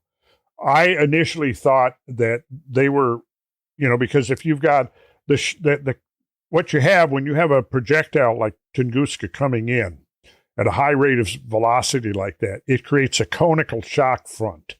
And when that cone intersects a plane, the cross-section of that shock cone is elliptical. So if you have unconsolidated material, not hard bedrock, but sandy coastal plain type material, that shock front comes in at an angle, and the lower the angle, the greater the ellipticity. And we know that, low angle impacts can produce elliptical craters. Now, if it's a more Tunguska-like object where it's an atmospheric detonation, there is a compressed shock front, and it's basically conical along the longitudinal axis of the cone. And when that hits the ground, right, it's like a higher, almost like, if you've got high pressure and you just blast, let's say nice smooth sand, and then you just hit it with a blast of high pressure air, and it creates a blowout hole. The blowout hole will be elongated and parallel to the flow of the air that created it. Oh, so an airburst is more likely to make an elliptical. Yeah, that's what I would think. But I don't know. I don't have any final. Although, it was my studies of the Carolina Bays that ultimately led us to the Scablands. And that's a whole other story in itself. But I was figuring that, okay, if you go by the orientation of the bays in North and South Carolina, they're pretty much oriented southeast to northwest, about 45 degrees. So if you follow that trajectory, I wasn't looking at the basin in Michigan there. I was imagining a bolide coming in, breaking up over the ice sheet. This is about mid to late 1980s, and I'm looking at this, and I had a map, and I actually took and drew on the map. Well, where would a hypothetical trajectory be of this incoming bolide that created the Carolina Bays? Okay, it would have come right over the ice sheet. Well, let's see. Was there anything unusual that was been documented with respect to the ice sheet? And then I remembered that I had read a book in 1980 where the author, Cedric Leonard, had a chapter called The Catastrophe of 10,000 BC. And one of the things he talked about in there was the great flooding of the Channel Scabland. And that was the first time I knew about the Scablands, 1980 or 79, when I read Cedric Leonard's book. But at that point, I go, oh, well, there was this evidence of these big floods up in the Pacific Northwest. Could that have had any connection with some kind of a celestial impact? So that idea kind of got my craw around 1988, 1989, right in there. And it wasn't until a decade later that Bradley and I were actually able to go out there and explore the Scablands for the first time. But in that interim, that next 10 years, I studied deeply into the Scabland. I read all of Bretz's papers. I read J.T. Pardee's papers on Lake Missoula, and, a bunch of other stuff. Richard Waite's paper, where he's theorizing multiple floods. Vic Baker's paper, where he, in 1973, where he calculated the hydraulics of the peak discharges and realized they were even bigger by far than Bretz was speculating. But yeah, so then 1998, Bradley and I went out there and with a couple of buddies of ours and been back to how many, I've lost count how many times now we've 5 or 6 just with us. Just with you. We're doing that Chelan trip with the Sacred Geometry a couple days in it, but we're also going to Dry Falls for that. I mean, in a lot of ways, Dry Falls is sort of the crown jewel of all. It that. is. It's the one thing you can look at. Water made it. There's no fucking water anywhere near there. Everything else sort of still has some water around, or a creek or a river that they can say, oh, well, that came from when that river was bigger or this or that. But you go to Dry Falls, you're in the middle of fucking the desert, and there's this giant cataract there. Not cataract, but a cataract. It's a dry cataract, but yeah, it's a cataract, and many times bigger than Niagara Falls. So what was it like seeing that the first time? Seeing that it was mind-boggling, because I had been visualizing all of this stuff in my head for over 10 years. Picturing Dry Falls, read the papers on it, and, all of that, looking at photographs. And of course, at that point, there was no internet, so I wasn't able to quickly go online, but I spent a lot of time in the libraries. I was able to go back and get Bretz's original papers going back to the 1920s. And the photographs they had in there, Pardee's original papers. So yeah, I'd had this stuff in my mind for 10 years. So when I finally got out there and I'm seeing it for the first time, it's like, oh, wow. I mean, I was like a kid, because I can remember how excited I was when I was 8 years old and I was going to go see Journey to the Center of the Earth. Now all the visitor center people know you. Yeah. Yeah, so I brought a lot of people out there, hundreds that, and a very cool community of people that are, made our tours part of their lifestyle, and that's probably the best part of the tours. Is to be this community that I mean, the tagline is where community becomes connection, and it sounds kind of corny, but we sort of got that weird thing that almost borders on a cult, where everyone gets along so well that they come to the other tour and the other tour. So there ends up being repeats, and people end up becoming best friends and staying in touch. And I mean, like some of the Telegram groups from Scabland still going. The Azores Telegram group is going strong. That to me is really of course, I'm just so immersed into the geological story, because to me, it's so compelling, and it's a story really whose time has come. It needs to be told. People need to know this stuff, because ever since the advent of global warming, we're not supposed to look at natural events like this. Everything is our fault now, see? Yeah. So if anything bad happens, it's us. Yeah. But, if you are studying the kinds of things we study, you go, okay, let's see. There have been extreme climate changes. There have been giant catastrophes. There have been forest fires. There have been huge floods, all of which we were the victims of, not the perpetrators of. Yep. So exactly. Here's some LiDAR stuff from, this is at the south end of Cayuga. And what this shows you here is how the valley are, it's just, you could take this water out, drain this water out, and you'd have this deep gash in the earth. And then this is all sediment. You could probably scoop this sediment out and you'd have still hundreds of feet deep. But this is how much water has filled it. But this is just the extension of the trough occupied by Lake Cayuga. And let's see, and then I've got Lake Nipigon here. This is interesting. We're not going to get up to Nipigon, but, we've talked about that. And we maybe look at that for 2027, maybe. But yeah, I think that Nipigon is a prime candidate for an impact site. And here you can see. Tough to get into Canada by 2027, the way things are going. Oh, God. Yeah, here you see Lake Nipigon, and then there was a catastrophic outflow to the south. Into Superior. Yeah, into Superior. And look at this whale tail of delta sediment that's been washed out. Is that the sleeping giant right there? That must be almost by Thunder Bay. It is by, let's see, do I have a picture of the, let's see, I may have a picture here. The sleeping giant is down here by Ruby Lake Park. Might be that one right there in the middle. This one, or which one? That one your pointer was just on. Yeah, it might be that one. This one?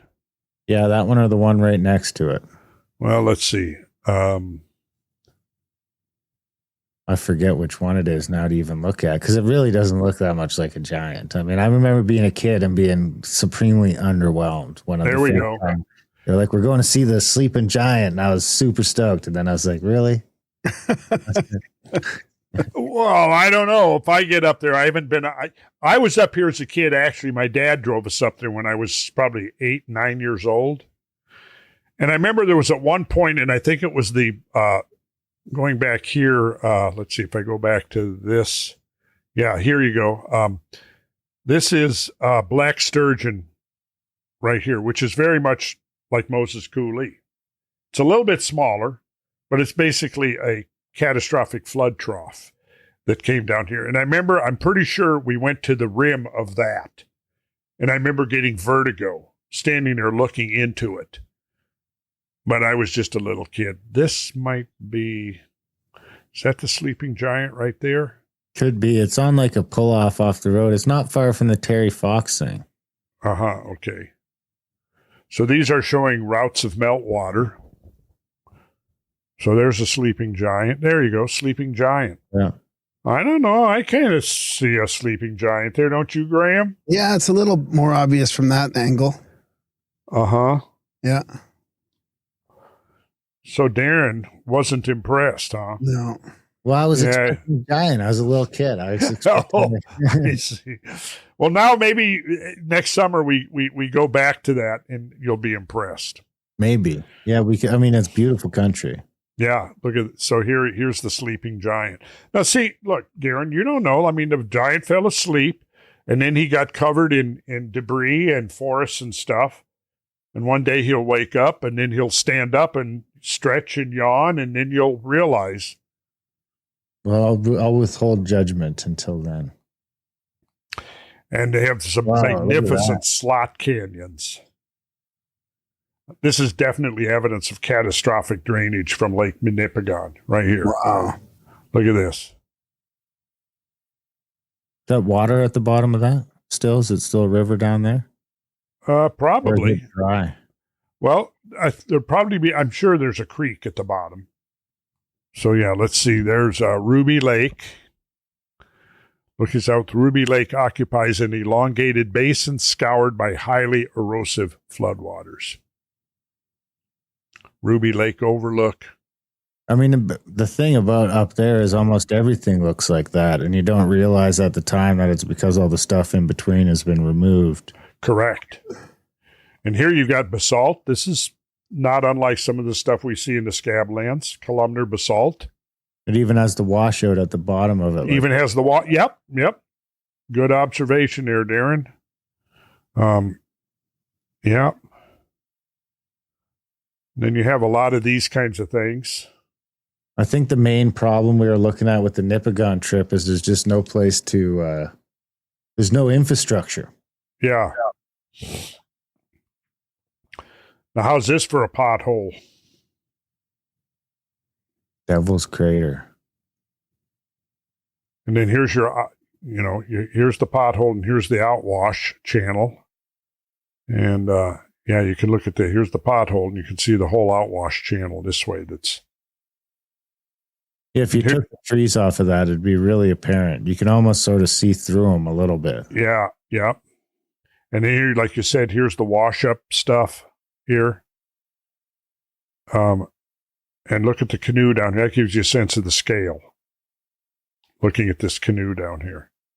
So the lake is about 220 feet deep and the crater walls are about 220 feet high, making the full depth of the pothole about 440 feet. With a width of about 660 feet, this has to be one of the supreme examples of vortical cavitation on Earth. So there's your Black Sturgeon Spillway. And here you can see Black Sturgeon Spillway on top, Moses Coulee on the bottom. Oh, yeah, look at that. Yeah, scaled to the same size. So, Moses, about half the size, it looks like. Right. So you probably had about 100 million cubic feet per second coming through here. Oh, there's a little bridge there. You see that? And the stairs coming down the left side? Yeah, I mean, it's amazing how these catastrophic currents can just sculpt that out so perfectly. Man, I wonder how long that's been there for, though. I mean, the thing about getting over to New York and stuff is there's some real history there compared to we've only been here for 50 years, or not quite that short, but you really start to notice that the West is a lot newer. You don't have any of this stuff that's hundreds and hundreds of years old. Right. Let's see what else we got.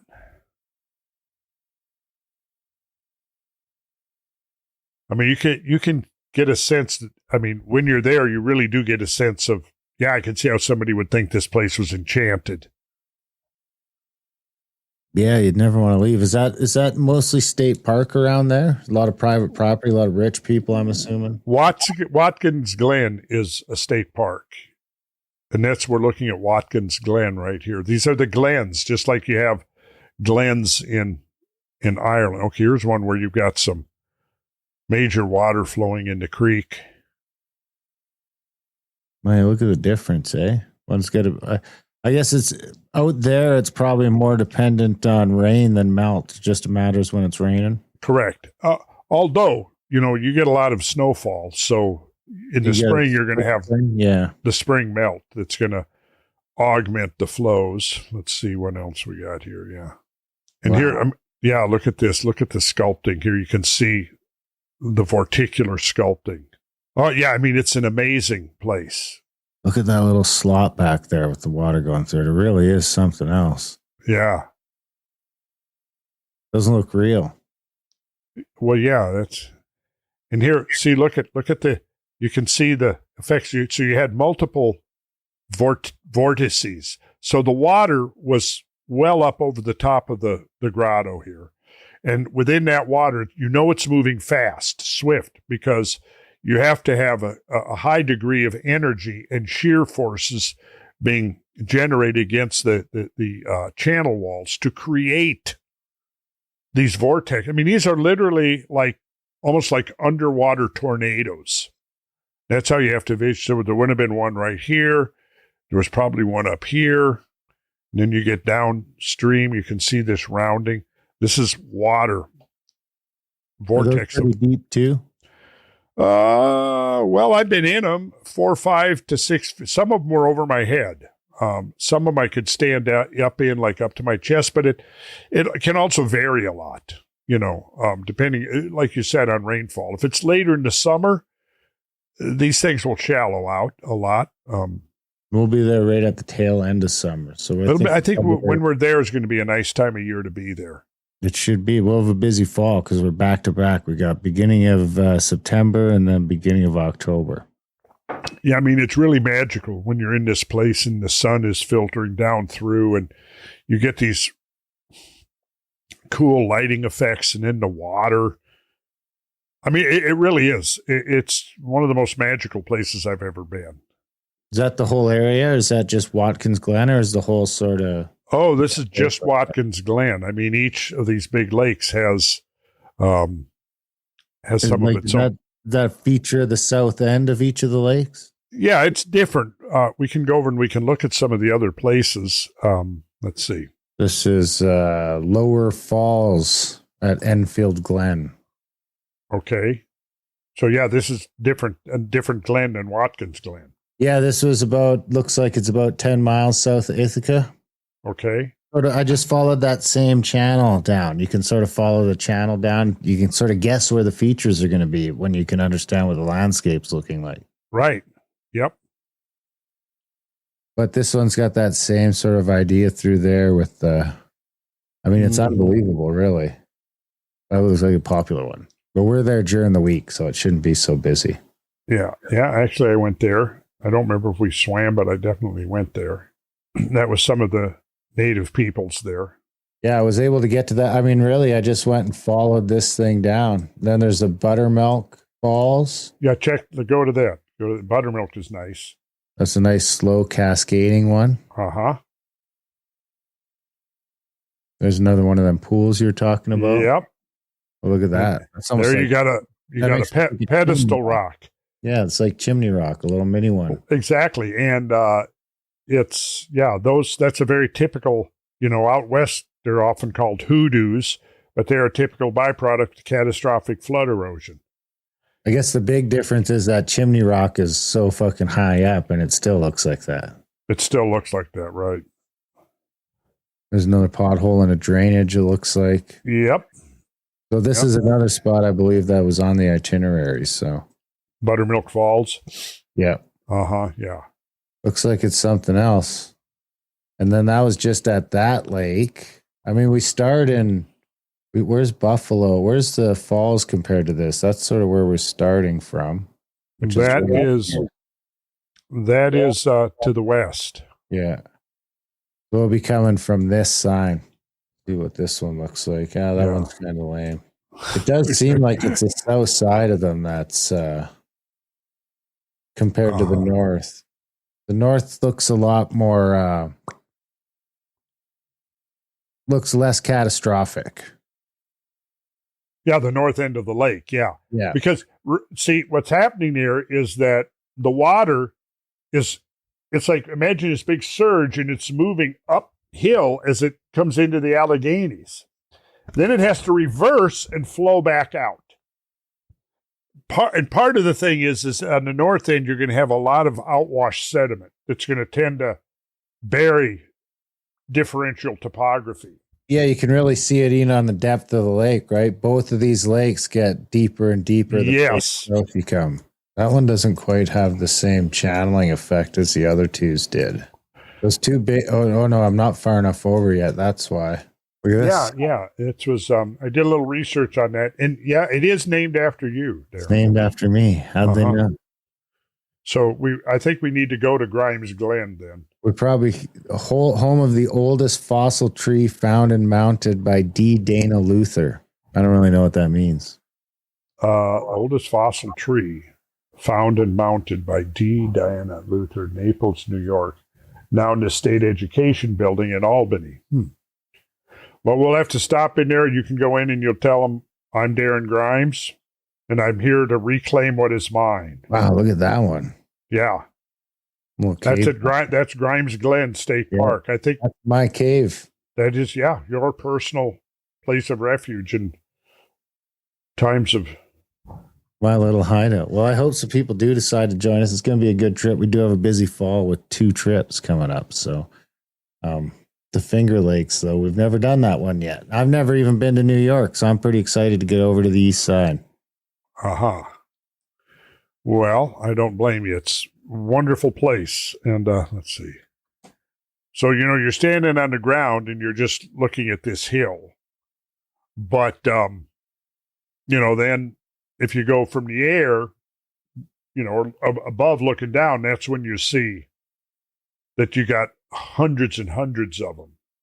And they're all in this N echelon pattern.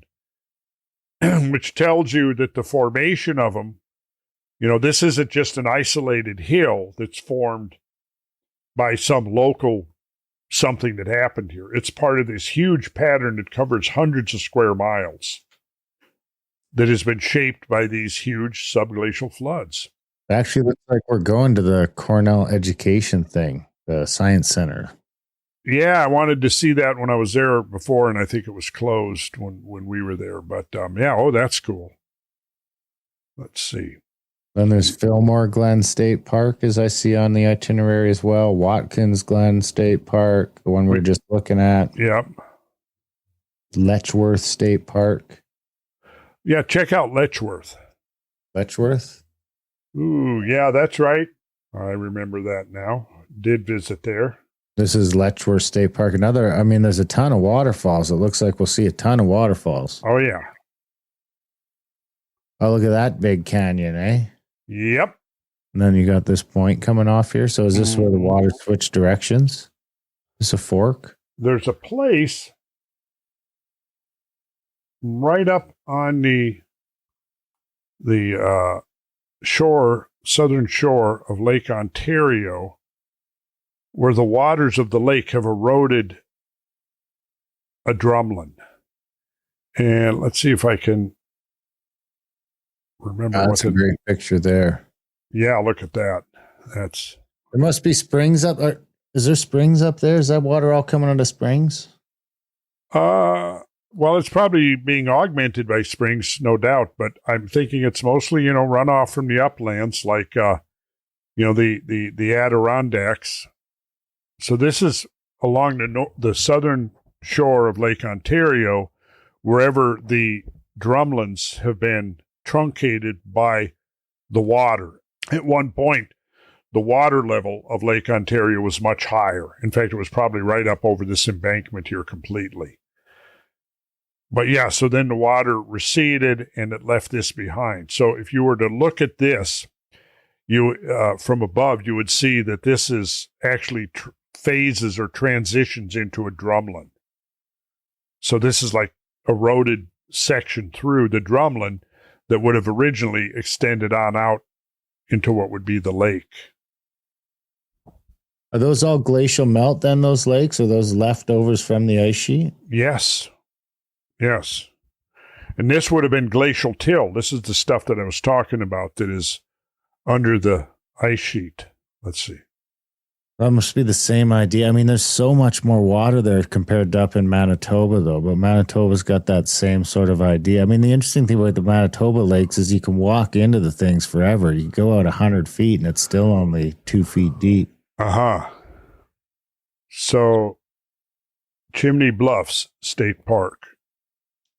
And I don't know if this is on the itinerary, but we're going to be pretty close to here. And I personally wouldn't mind seeing it myself. Because again, this is the stuff. This is the raw material, the glacial till. And all of the drumlins, the hills, if you cut into them, they would be composed of this same type of material. So you can see them here. Oh, yeah. You can really see what you're talking about there, where they're cut off here and here. Yep. So is that flowing back into the lake or out? I think it flowed first to the southeast and then it backwashed back towards the lake. So then that one there would have been, that's dead center of the Finger Lakes. Yeah. Dead center of that, down in through the drumlin fields. I know we have a day of driving in around through those drumlin fields, so it seems like we could rip up there easy enough. Mm-hmm. So that's massive, thick layers of glacial till that were sculpted into drumlins and then eroded by the water, which I'm guessing was probably the backwash into the lake. That's even on it even seems like that's on another mound. So now you can probably really see those drumlins like that too, which should be right in here pretty well. It's hard to believe how far that stuff has come. It really is. That's fucking crazy that you can do that. Yeah. Well, all right, Randall, should we get out of here? Let's get out of here. I got food that I need to be eating. But yeah, there's a lot to decipher here with this. Yeah, it's going to be interesting. I mean, it's sort of like I've been to the Scablands so many times. I'm really looking forward to this one because it's going to be all new to me. Well, and the thing is to keep in mind is we could just be looking at two regional manifestations of a much bigger event. Of the same thing. We need tighter dating of those.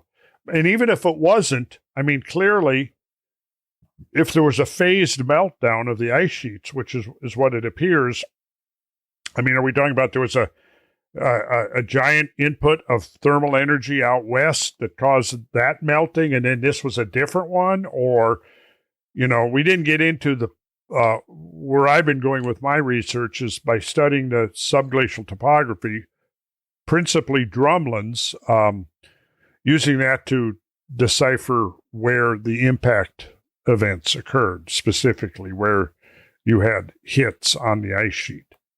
Yeah, if they could get all that whole area with good LiDAR data, you could theoretically just line them all up and find a half a dozen or a dozen impact points across the ice sheet. And I've done that. That's exactly what I've done. So that's what's coming up soon? Yeah. Well, excellent. Well, we got a couple tours this fall. If people want to come, they can come see the Scabland side of things with us, or they can come and see the east side of things on this New York Finger Lakes, or they can do both. There's a chance to see both of them this year, both these sort of cataclysms, and maybe the same cataclysm. Look at Lake Chelan. It's a Finger Lake. Yeah, it's almost identical. Mm-hmm. But it was actually occupied by a glacier, and the terminal moraine at the south end, which just overlooks the Columbia River, is the dam that's holding in the water. If you breach that dam of moraine at the southeast end of Lake Chelan, that water would mostly drain out. I'm trying to find it here. That's Banks. Banks is the ground. Oh yeah, so here it is. I'll share my screen again quick. Yeah, let's do that quick. What happened to Graham? Did we lose? He had a hockey game. He's back to playing hockey. So I think. Oh, okay. Typical Canadian. Yeah. So here's Lake Chelan here. Now where we'll be staying is right down at this end, right on the lake. I don't know which one it is, but one of these is Campbell's Lakeside Resort. Oh, I think that's where we stayed before. Yeah, that's really nice. Yeah, we're staying there the whole time. So. Okay. And working out of there. And then, of course, so you've got this giant Finger Lake that we'll be checking out. I think the Okanagan Ripple Field that Brad was super impressed with is over here, right? No. Or is it over here? Well, it's probably up by the Okanagan, which come to the east stop. Okay, now zoom in. That's the Okanagan River there, and I think it's south of there. I'm not sure which one for sure he's talking about, but it could be right in there somewhere. I know he said it was one of the most impressive things he's seen. Oh, really? Yeah, he was, because I looked at maybe cutting it from the itinerary, and he's like, man, when I stood there, it was crazy profound, and there's no way Randall can't stand there. Yeah, okay, so that sold me on it. Yeah, you can kind of see it spreading out from there, right? Yeah. And then, of course, we're not far from Dry Falls, so we're going to pop over there for the day, would Dry Falls be now? Come down right in there. Yeah, zoom in there. Yeah, there we go. So we're going to have the last day. We're going to come out here and finish off that trip with the Dry Falls, and we're going to do what we always do, which is, I wonder if we can click on this. This is probably almost off of that catwalk. So there's that little catwalk that goes out there, and you get to get your picture taken with Randall, and this is the backdrop. And I mean, we've been out there. You remember that time? There's that little catwalk there. That's from the catwalk looking in. Yeah. But we were out there and the jet plane came through. Oh, yeah. There's an artist rendition. And then it's fun to come to the Dry Falls with us because we'll go into the visitor center and there'll be a guy there that's supposed to give us the mainstream thing. But whenever he sees Randall, he just sort of shuts up. And last time I made you call him Dudley. You did. It was because I was, yeah. So I'm going up there. I'm like 2 days, 3 days deprived of sleep. And then Darren comes walking by and says, "Oh, Dudley just whatever." So it said you couldn't fly your drone. Wasn't that it? Yeah, I got in trouble. There's the catwalk right there. While you get yeah, Darren got in trouble from Dave, the ranger there. And he comes by and he says, "Dudley wouldn't let me." And I walked in and he's giving a presentation to a group of people. And I say, Hey, Dudley. And he looked at me. And then I thought, why did he look at me like that? And then I realized, wait a minute, his name is not Dudley. So here's the website, of course, contact@thecavern.com.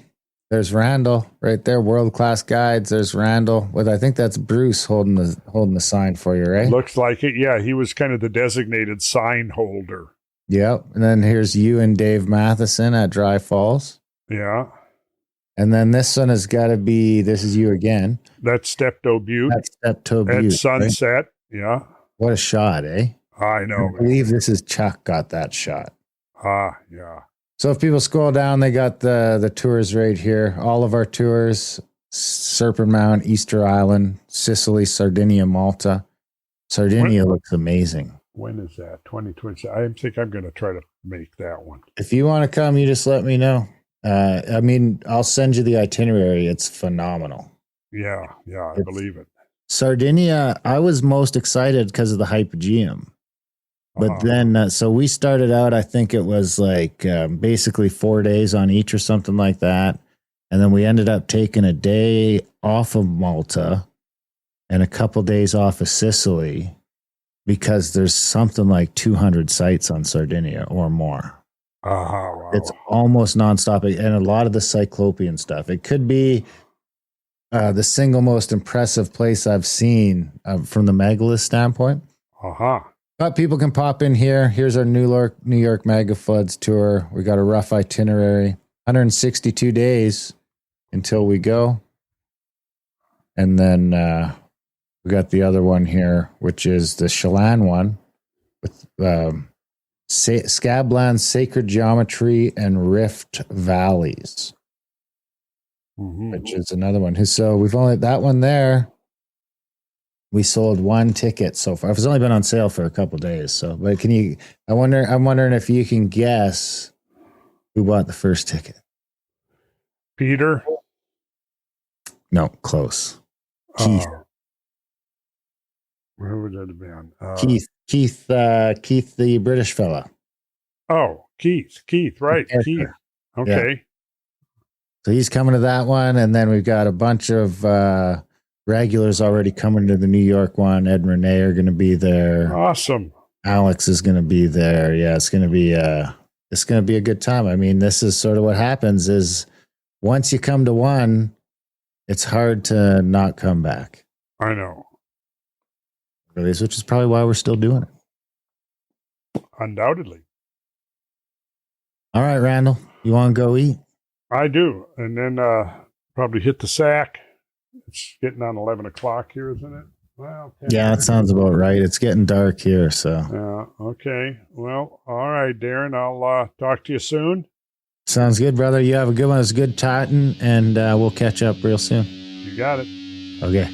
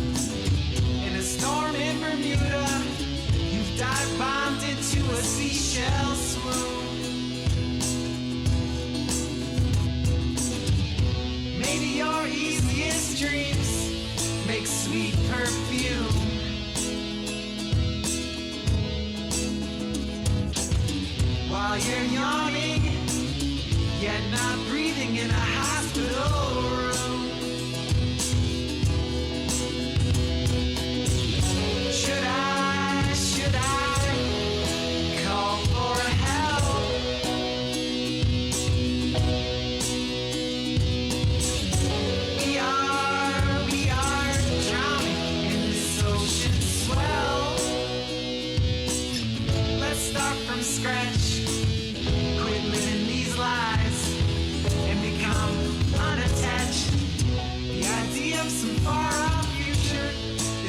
fuel for your worries.